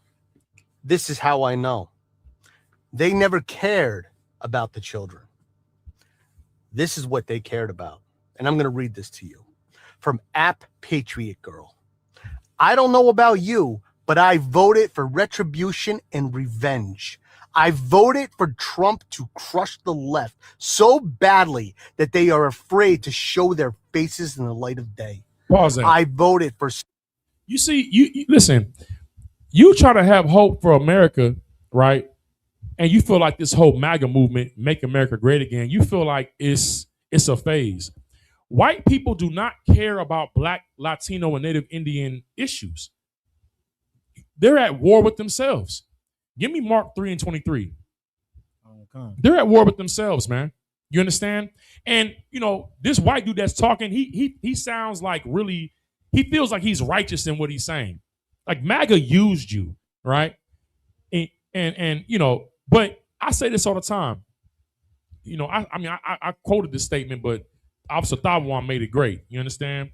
Is that, you know, left wing, right wing, we all getting shitted on by the same bird. You understand? Like it's the same eagle that's shitting on Blacks, Latinos, and Native Indians.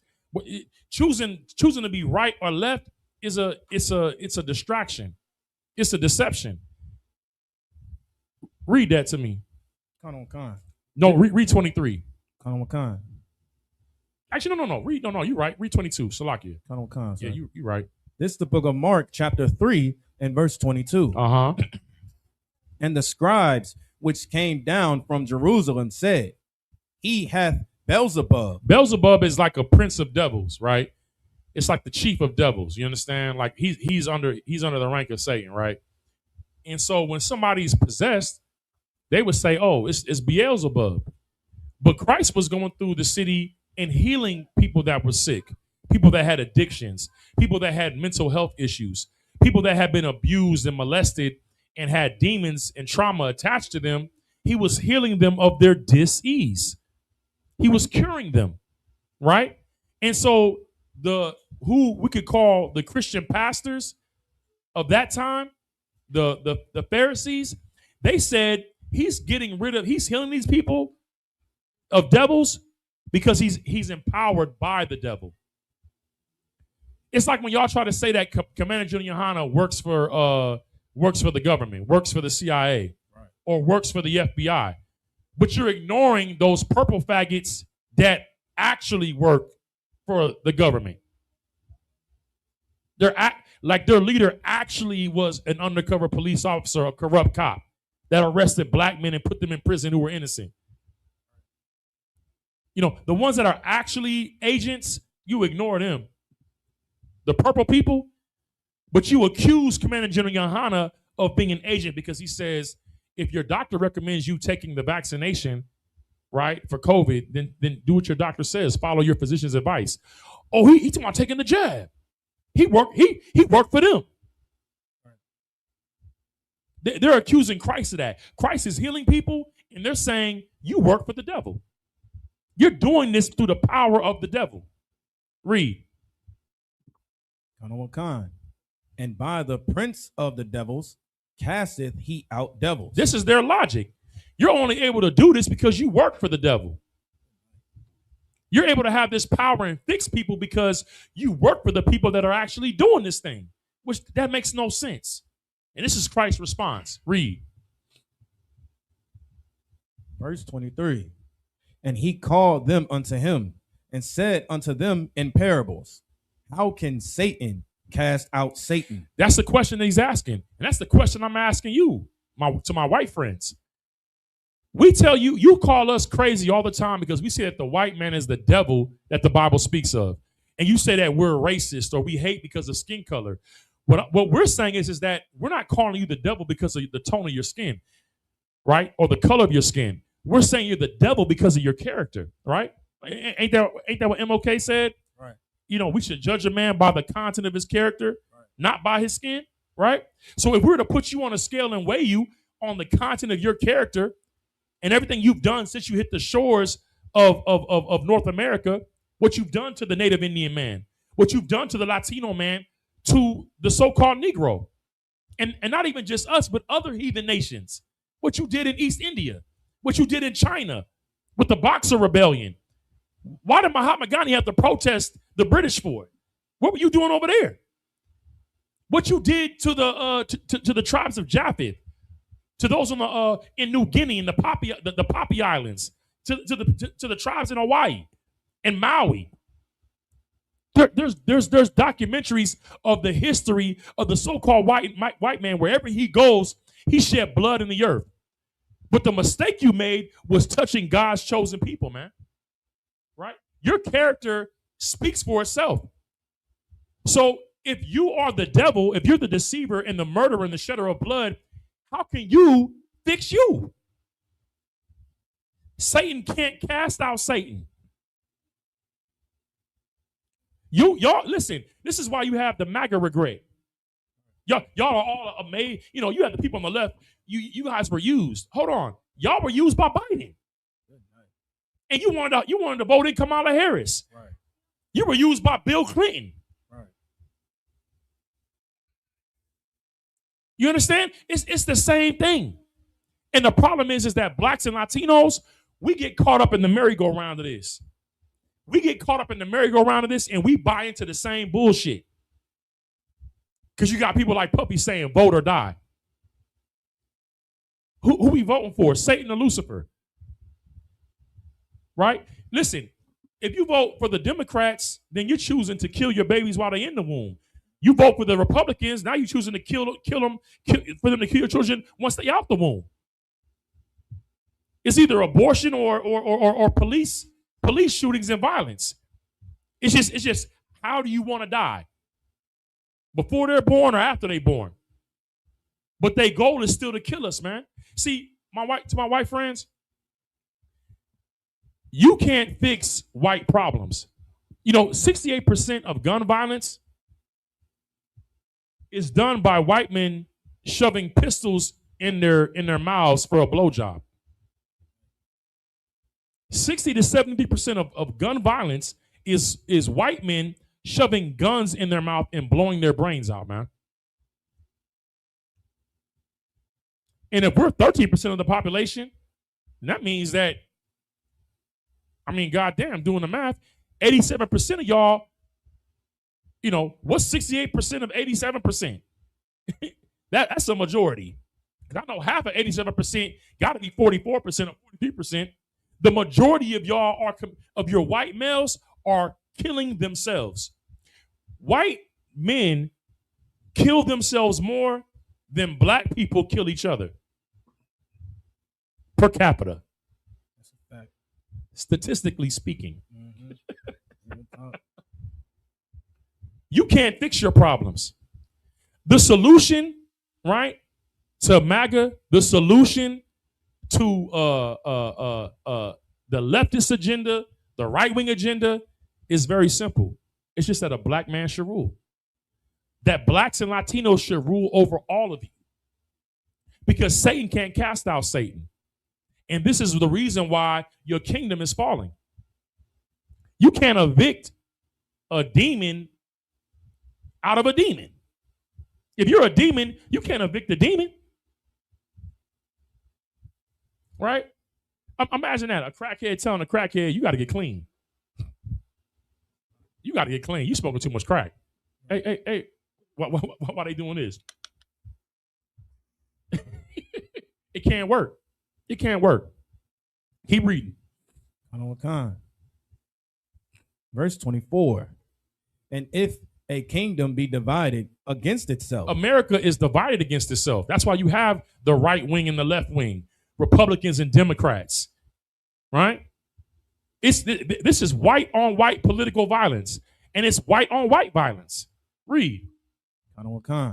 That kingdom cannot stand. It can't stand.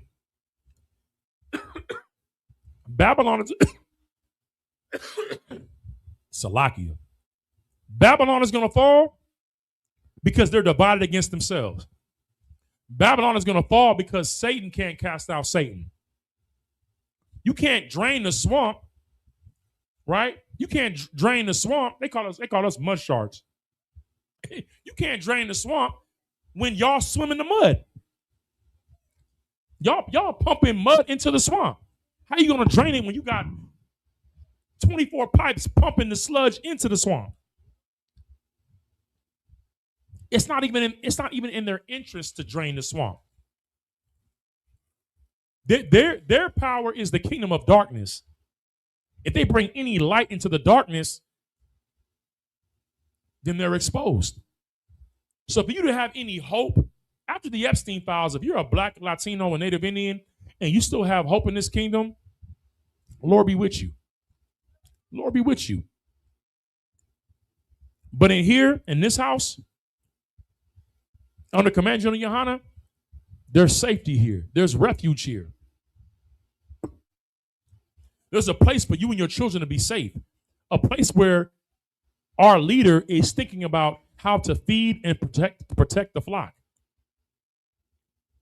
Where the leaders in the country you say that is so great are thinking about how to make you food for them.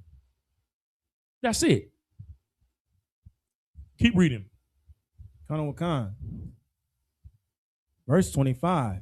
And if a house be divided against itself, that house cannot stand. Yeah, this whole American government is a house of cards that's ready to fall. Hey, Nawan, explain what you mean. They blaspheme the Holy Spirit. I need you to explain that. You know what I'm saying? You got a question too. All right, go ahead and give me the question. And yeah, and shalom to you, priest. That's a mighty priest out of Florida. You know what I'm saying? Working very hard to serve the Most High. I need you to explain what you're saying and who blaspheming the Holy Spirit. Go ahead.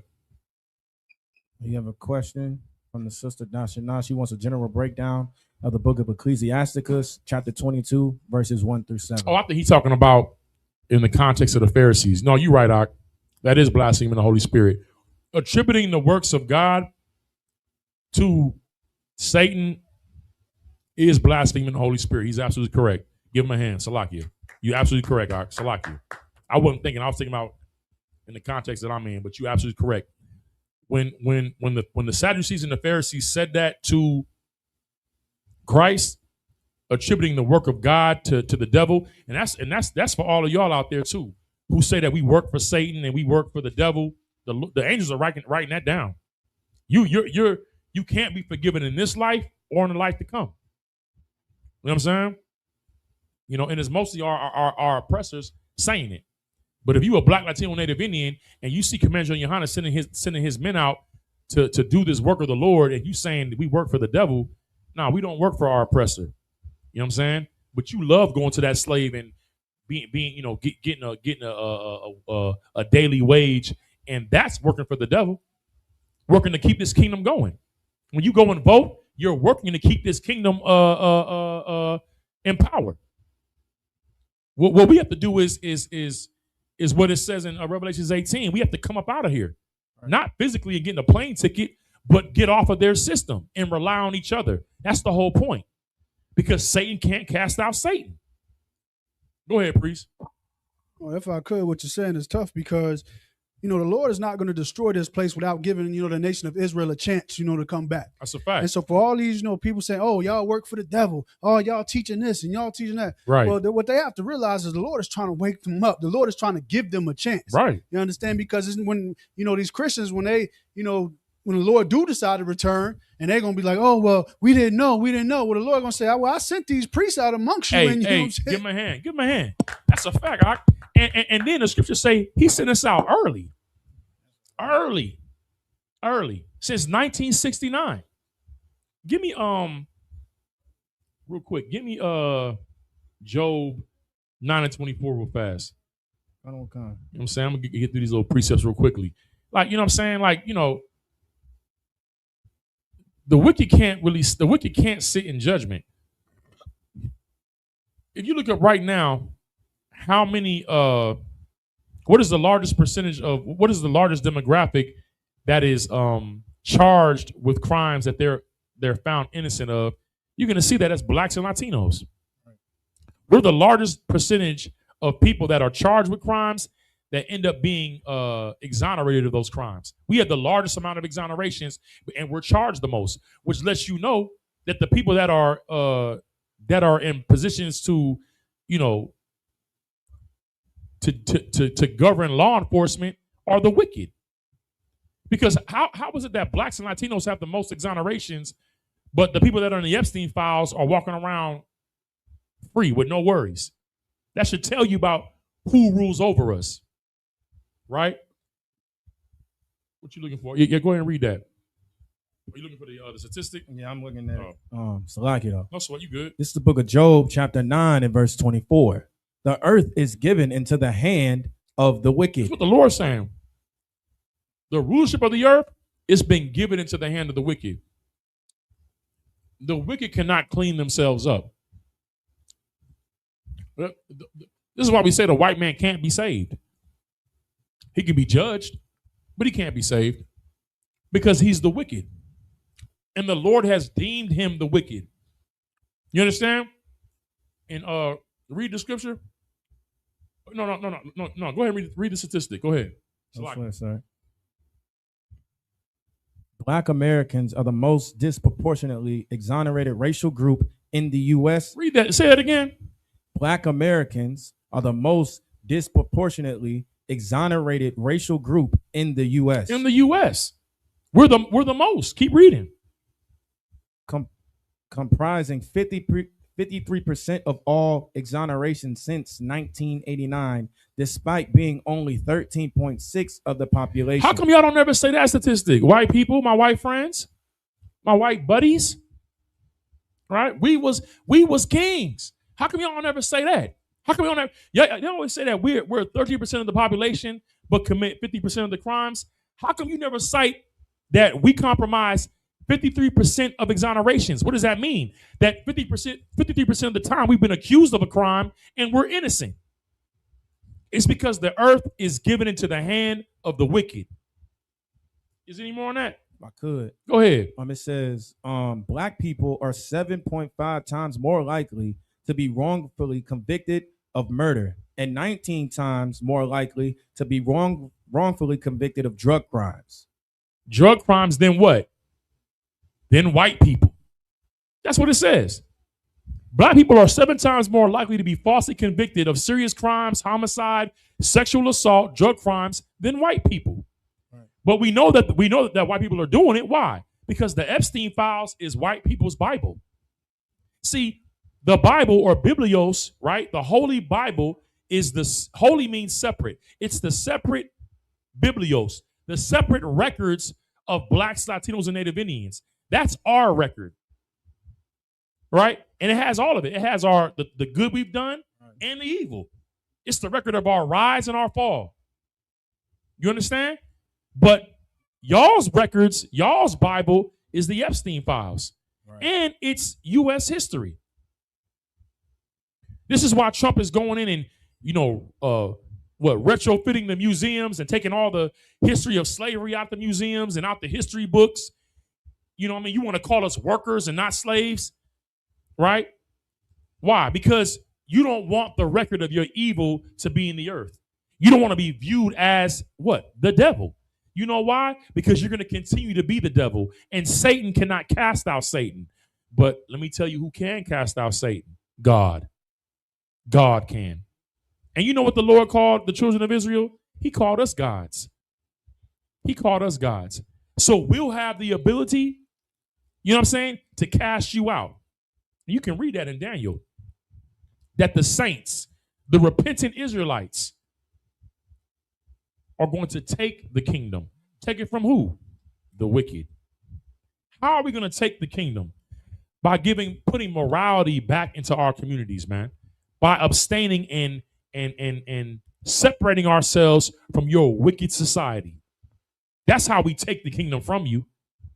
Because as soon as we get on God's side, God is going to war with you. He's going to war with you right now.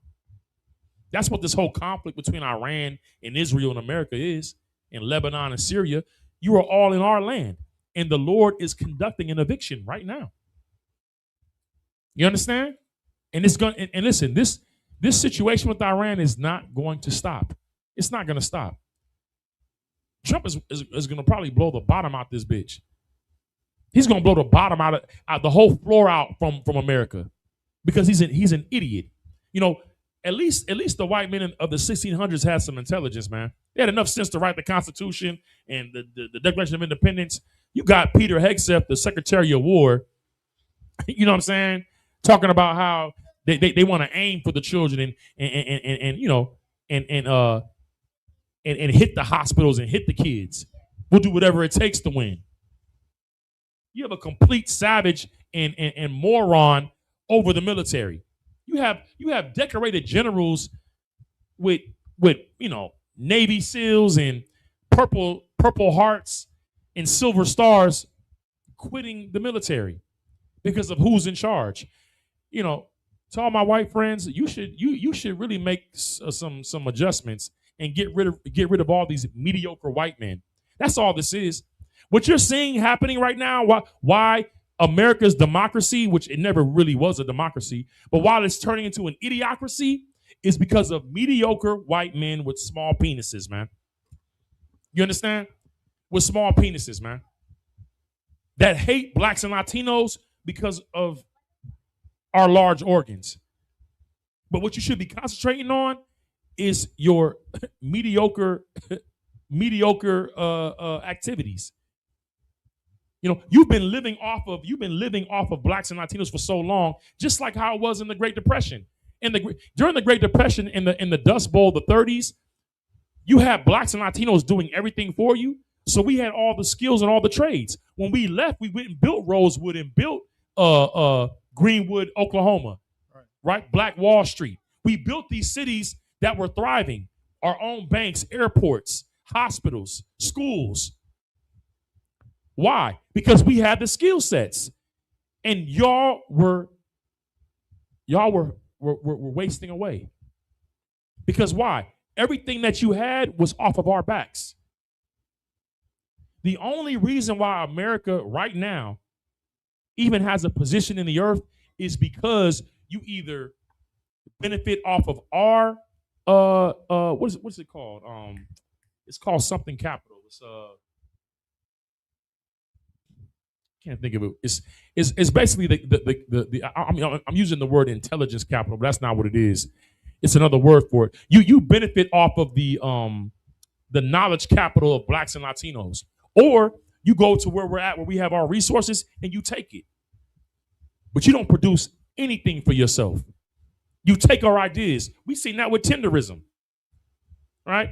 The brothers out there doing the advertisement for the ribs and all that. And here the white man, he got to come get some of the glory, right? It's really us. He just using that word. It's really us making the barbecue, nigga. We've been making your barbecue. We've been making your rum, your whiskey since slavery. It was our mothers and aunties in the kitchen making that good food. Who was that white woman in Georgia that was using black recipes?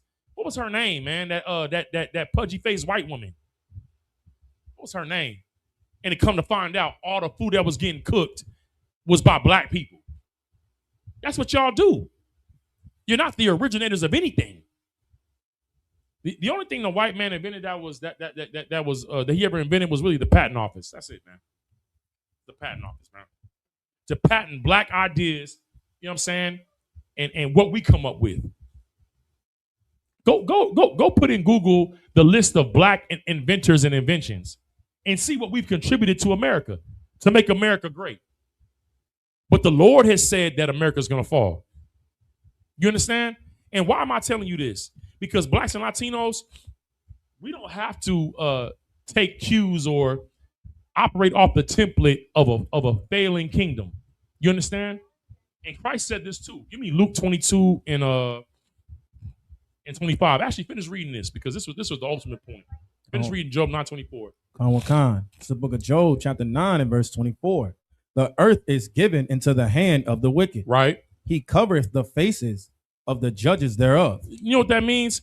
He covers the faces or the people that actually give him his ability to be in power. You understand? He has to put Cesare Borgia as Jesus, the greatest black man to ever live, for him to have power. Right? Now, when I was growing up, Eli Whitney was a black man that made the cotton gin. Now on Google, it's some white man. When I was in school, Eli Whitney was a black man. That a black man had been picking cotton. He's like, you know what? It's a smarter way to do this. This brother sitting right here in the back of Hunger Bar, he got the spirit of Eli Whitney, man. He got the spirit of, George Washington Carver, Booker T. Washington. He's always thinking of new ways to do something better and quicker. It's the spirit that Jacob had. It's the spirit that Isaac had. Isaac was being afflicted by the Africans, digging them wells. He went and said, I'm gonna dig wells over here in this area. And when they came and threw dirt in his wells, he said, I'm gonna go over here and dig some more wells. When Jacob was working for Laban, and Laban's flocks was wasting away, he came up with the idea, you know what I'm saying, through the angel with the poplar rods on how to increase the flock, to make them be fruitful and multiply. That's the spirit of blacks, Latinos, and Native Indians. Listen, have you ever watched Latinos roof a house? You ever seen them harvesting vegetables and fruits in their team? You ever seen them build a house? That's the spirit of God that you're looking at, man. The efficiency. It's almost like looking at a miracle. America is not great because of white people. America is great because of blacks and Latinos. But because the earth is given into the hand of the wicked, America has to fall, man. You're not going to be able to capitalize off of our ingenuity, our talent, our giftedness anymore. It's the Lord. The Lord said it's a wrap. This is the acceptable year of the Lord and the day of vengeance for our God. You understand? To relieve the oppressed, to set the captives free. And that's blacks, Latinos, and Native Indians. We're the captives. Go ahead and give me that Luke 22 and 25. We're going to end with that.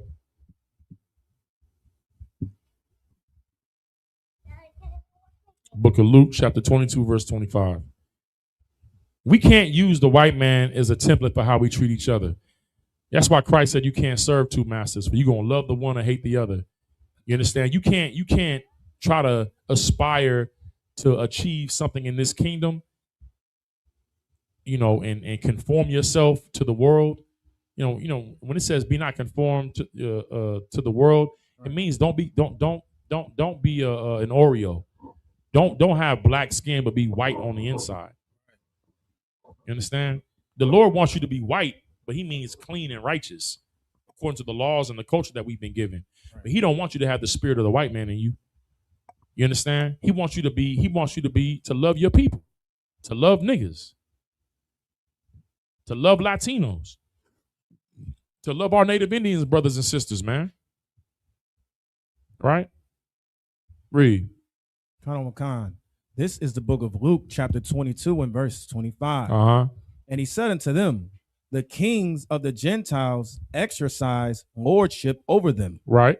Meaning that the kings of the heathens, they exercise lordship over their people. Right? They rule over them. That's what he's saying. Read.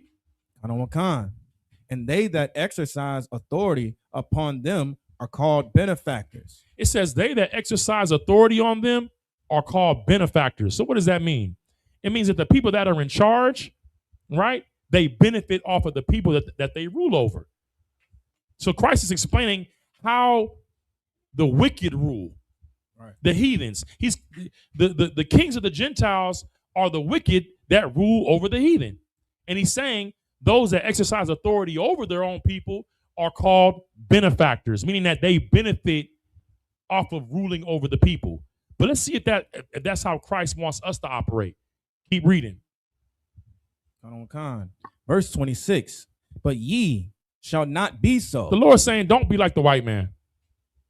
Don't think that when you're ruling, you have authority over somebody, it's for you to gain benefit. That's why Trump went to war with Iran. They got something called poly market. It's like Las Vegas for the stock market.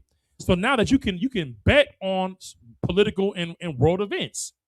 So they put in a bet. Someone put in a bet saying we're going to war with Iran in about 2 weeks.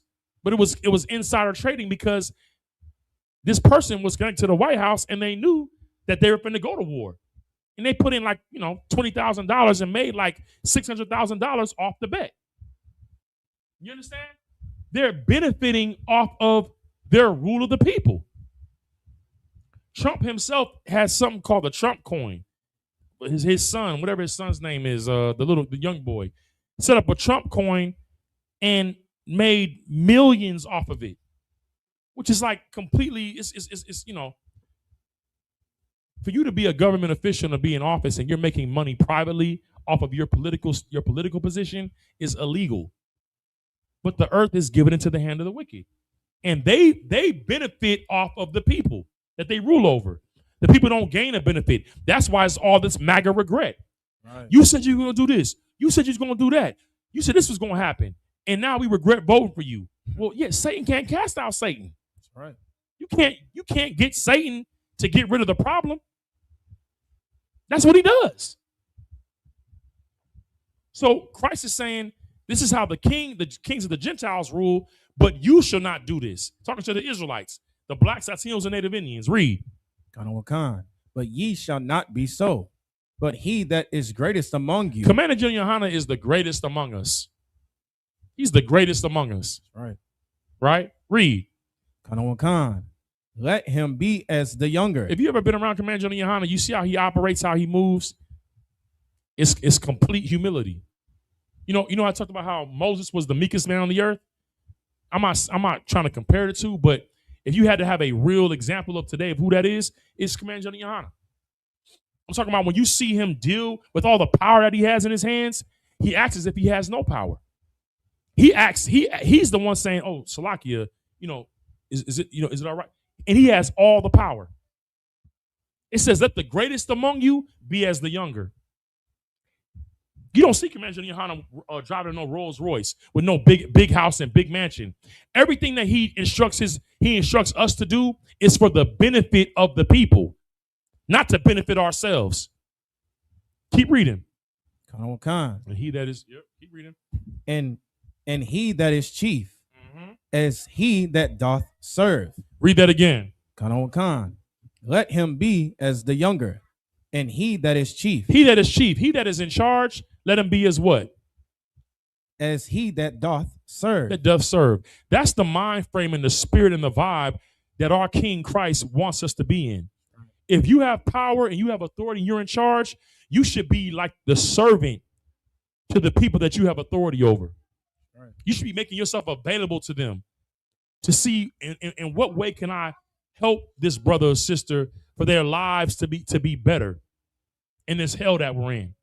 What counsel can I give? What guidance can I offer to give them strength, to strengthen their family, to strengthen their children? The water says. You understand? To bring the husband and wife together in a stronger unity. That's what the Commander General Yohana, General Mahaiman, you understand, the generals, the captains, that's what they do. Their lives are dedicated to serving God's chosen people. You understand? Because Satan can't cast out Satan, but guess what? The Lord has given us the power, the hakak. You understand? To cast out unclean spirits. Where does the unclean spirit come from? From Satan. From the devil, from the so-called white man, with his drugs, his sexual deviance, his wicked society, his corrupt financial system, his corrupt education system. Everything that they surround us with, the solution and the antidote is in the Israelite School of Universal Practical Knowledge under Commander General Yohana. Why? Because it's the school of the prophets. It's ordained by Christ to do what? To heal our people. To cast out the spirit of our oppressor. That we can love each other again and gather ourselves together and rebuild this nation, man. So that when Christ does show up, the bride is ready. Right. We're ready for the wedding.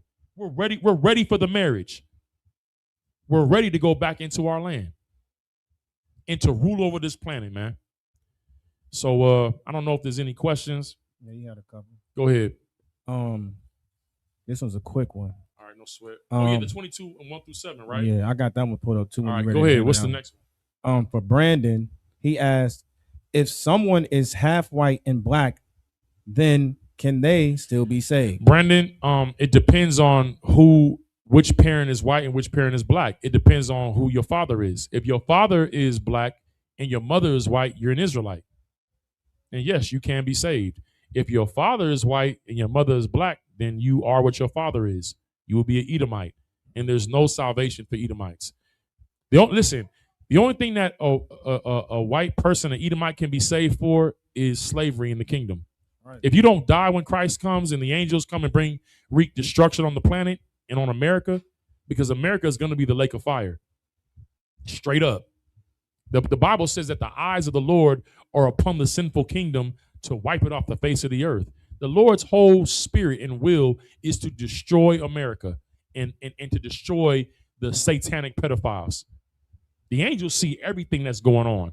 All that frazzle drip that Hillary Clinton and Bill Clinton was doing, removing the skin off the faces of kids and wearing it on their face to get the adrenochrome in their veins and draw that out to make themselves look younger.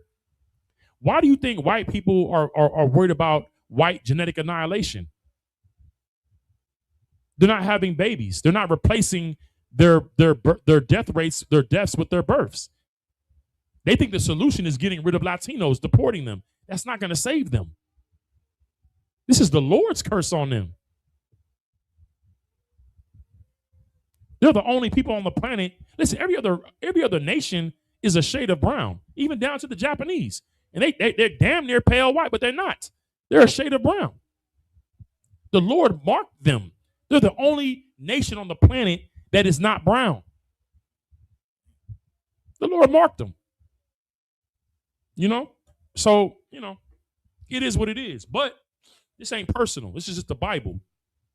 If your father is a so-called black, Latino, or Native Indian, and when I say Latino, I don't mean like a Spaniard, because Spain is Europe. Portugal is Europe. I'm talking about of indigenous descent. Like Indios, like Aztec, Mayan, Incan. You know what I mean? Or Native Indian to the Americas. If your father is if your father is of indigenous descent, is a black, Latino, or Native Indian, so-called West Indian, Haitian, right? Then yeah, you have an opportunity. But just being Just being a black Latino Native Indian doesn't guarantee you salvation. It's not like because that's our nationality that we're guaranteed to be saved. I mean, even though technically all Israel will be saved, that's what the scriptures say. But what I mean is that when I say saved, I mean saved from the destruction that's coming when Christ cracks that sky. Because 2/3 of us are going to be destroyed. We don't want that. We don't pray for that. We pray that all of us be saved. That's what Paul's prayer was, and that's our prayer too. Right. But the scriptures say that. We're trying to fight against that. We're working to have that not happen. You know, we serve a living God. And if you understand what that means, he's a God of the living and not the dead, that he's a God that can change his mind. And that's what we pray for. But if you know that if your father is a so-called Black Latino Native Indian, the first thing you need to do is, find a school that's in your city, put ISUPK, whatever city you're in, and then call that number. Get in contact with that camp leader or captain and find out what steps do I need to take. Because we don't have a lot of time. We don't. So, it says some compel with fire and, Salakia. Go ahead. What's the question that the sister had? She wants a general breakdown of the book of Ecclesiasticus, chapter 22, verses 1-7. Golly, 1-7. Good, sir. I'm going to do, listen, sis, do you have like a particular verse in general? I'm going to give you 3 verses because we already over the time. That's a lot. 7 verses. Good night. Go ahead and read, man. We'll do 1-3. That's crazy. This is the book of Ecclesiasticus, chapter 22, verse 1. A slothful man is compared to a filthy stone, and everyone will hiss him out to his disgrace. It's talking about a lazy man, a brother that don't want to work and put his brick in and be active in the work of the Lord, put other things as a priority above it. It's like, you're going to get looked at as a filthy stone, meaning that nobody want to pick it up. Nobody, if you're lazy, nobody want to call on you to do anything. You know what I'm saying? It's like a hissing is like, man, he don't want to work. I need to call somebody else that want to work. That's what that means. Keep going. Verse 2. Damn, this is getting crazy. Go ahead. A slothful man is compared to the filth of a dunghill. You ain't shit, or you is shit. A dunghill is a hill of shit. Right. It's like at a farm where you got oxen and cows. They'll have a dunghill. So it's a pile of dung is a pile of shit. It's saying he's a pile of shit. He's compared to a pile of shit. You don't want to work near a pile of shit. You want to avoid it. Right. That's what a lazy person is. A person that don't want to work. And I'm not talking about working in the world, even though it can apply to that too. A person that doesn't want to put their full effort in. Nobody wants to hire somebody like that. But in terms of the work of the Lord, which is the only real work, this is what this is talking about. You know what I'm saying? She responded. She said, really verse 7 specifically. Okay, we'll just read this last part and then we'll drop down to 7.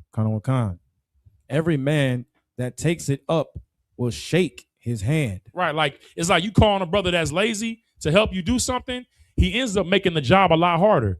It's better if you just did it by yourself. You call a person that's lazy that don't really want to do nothing. It'd been better not to call him at all because he's gonna working with him is gonna be like you should have never. It's basically working with him makes it to where it was worse. You thought you needed the help to get something done, and now you got to get more people to come help because he didn't made it 10 times worse. You know what I'm saying? It'd have been better just to handle it on your own. But drop down to 7. Verse 7. Whoso teacheth a fool is as one that glueth a potsherd together.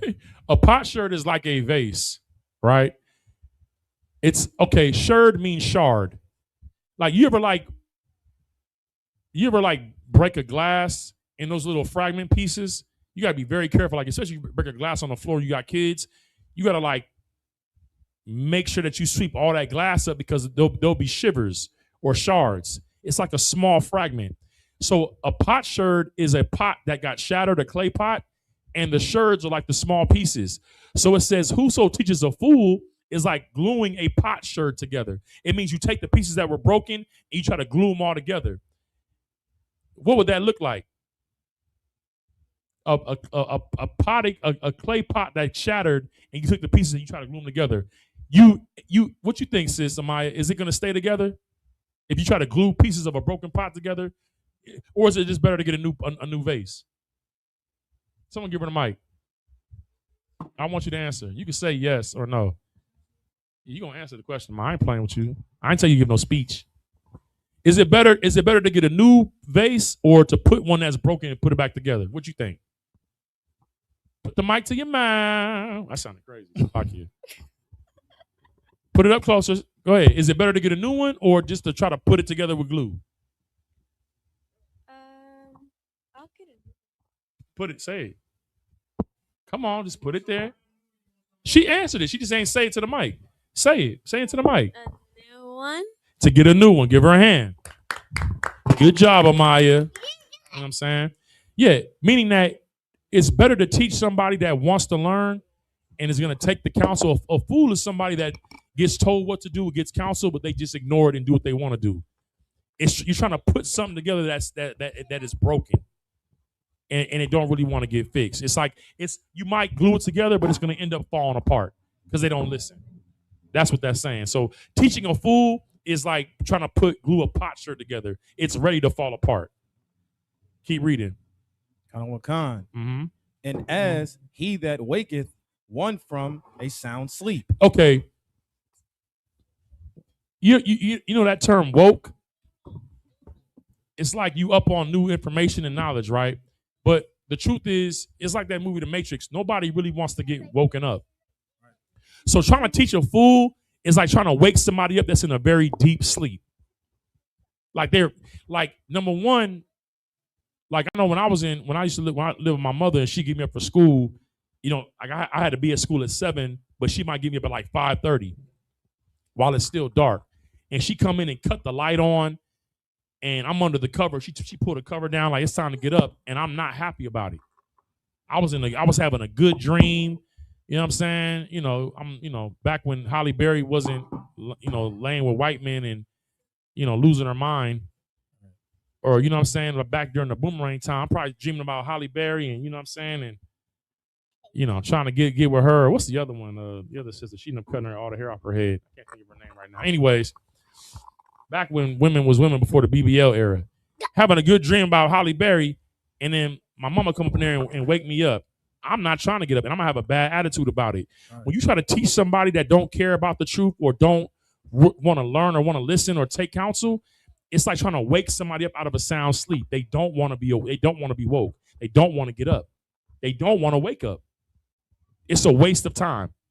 It's a waste of time to try to glue together a vase that broke. It's better to sweep it up and put it in the trash and buy a new vase. People who come into the school and they don't change, we're not going to push them out. We're not going to, you know what I'm saying? Like, they'll end up leaving on their own or General Muhammad will get rid of them. That's not my job. You know what I'm saying? My job is to report. But people who come into school who don't want to change and, they steady causing problems, gossiping, or just not being productive or doing the work, it's better to focus on getting new people. Than to try to continue to fix them. Yeah, we still teach class. We say the same thing, but they don't want to change. Just like they're here for entertainment. They're not here to actually change themselves. And I'm not saying anybody with the name of ISUPK is doing that. I would never say such things. I'm just telling you what the scripture is saying. It's better to focus on somebody new than deal with the person that's being a fool. It's not because whatever you're saying to them is falling on deaf ears. They're not trying to hear it. They want to go back to sleep. All right? I hope that answered your question. Yeah, that was all the questions, sir. Okay. Well, sis, did you have any questions? You sure?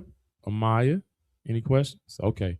Well, with that, we're going to go close the class and pass the class over to Kahanga Bar for the security announcements. You know what I'm saying? Go ahead. Put the water. Give him a hand, y'all. Give him a hand. Right there. And the calendar's under there, too. That's the ISUPK security announcements. We're at the ISUPK, start out of 1 West, 125th Street, Harlem, New York. Rule for a new brother or sister.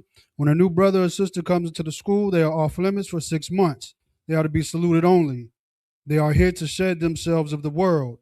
If they need transportation, the teacher will arrange it. After 6 months, if a brother or sister has an interest in a particular person, he or she must get permission from the head to speak to a brother or sister. There is another 6 months in which the brother or sister will court each other. After the 6-month period, the brother and sister will get permission from the head to marry. Tithes, which is a commandment, Numbers 18 and 21, Malachi 3 and 8 through 10, means tenth in the Hebrew, ma'ashara, 10% of every penny of any increase the Lord gives you. Give to the Treasury Department or a teacher. Priest funds, free will offering for priests, not mandatory. Whatsoever amount you would like, upcoming holy convocations.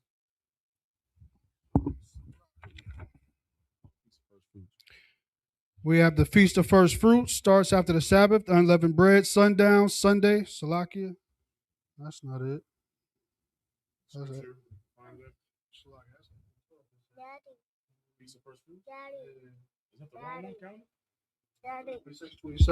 Memorial of the blowing of the trumpets, Friday, September 11th, 2026, Leviticus 23 and 24 through 26. Remind Akim and Akwaf to check the bulletin board in the hallway if anyone wants to be a trooper in the school to start wearing all black, boots, shirt, pants, headband, and scarf.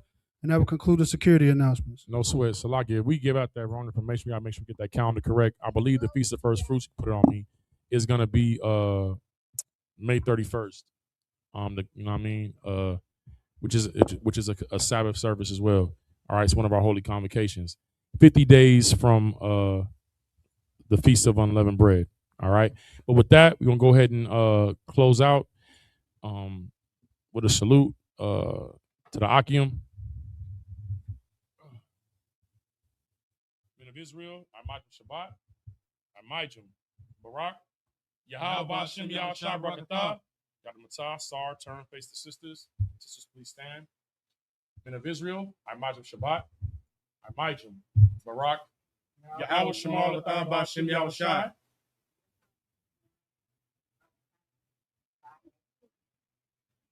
Yahweh Shai. Good job. Excellent. Yazamatah, class dismissed.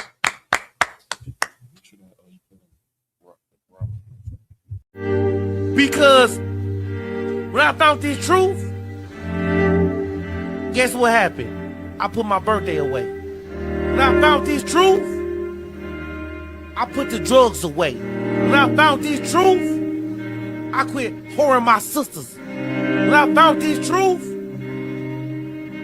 I started becoming a better man and a better person. Because now I know I'm on that narrow path. Now I know I'm on a righteous path. Now I know what I'm doing is going to get me somewhere.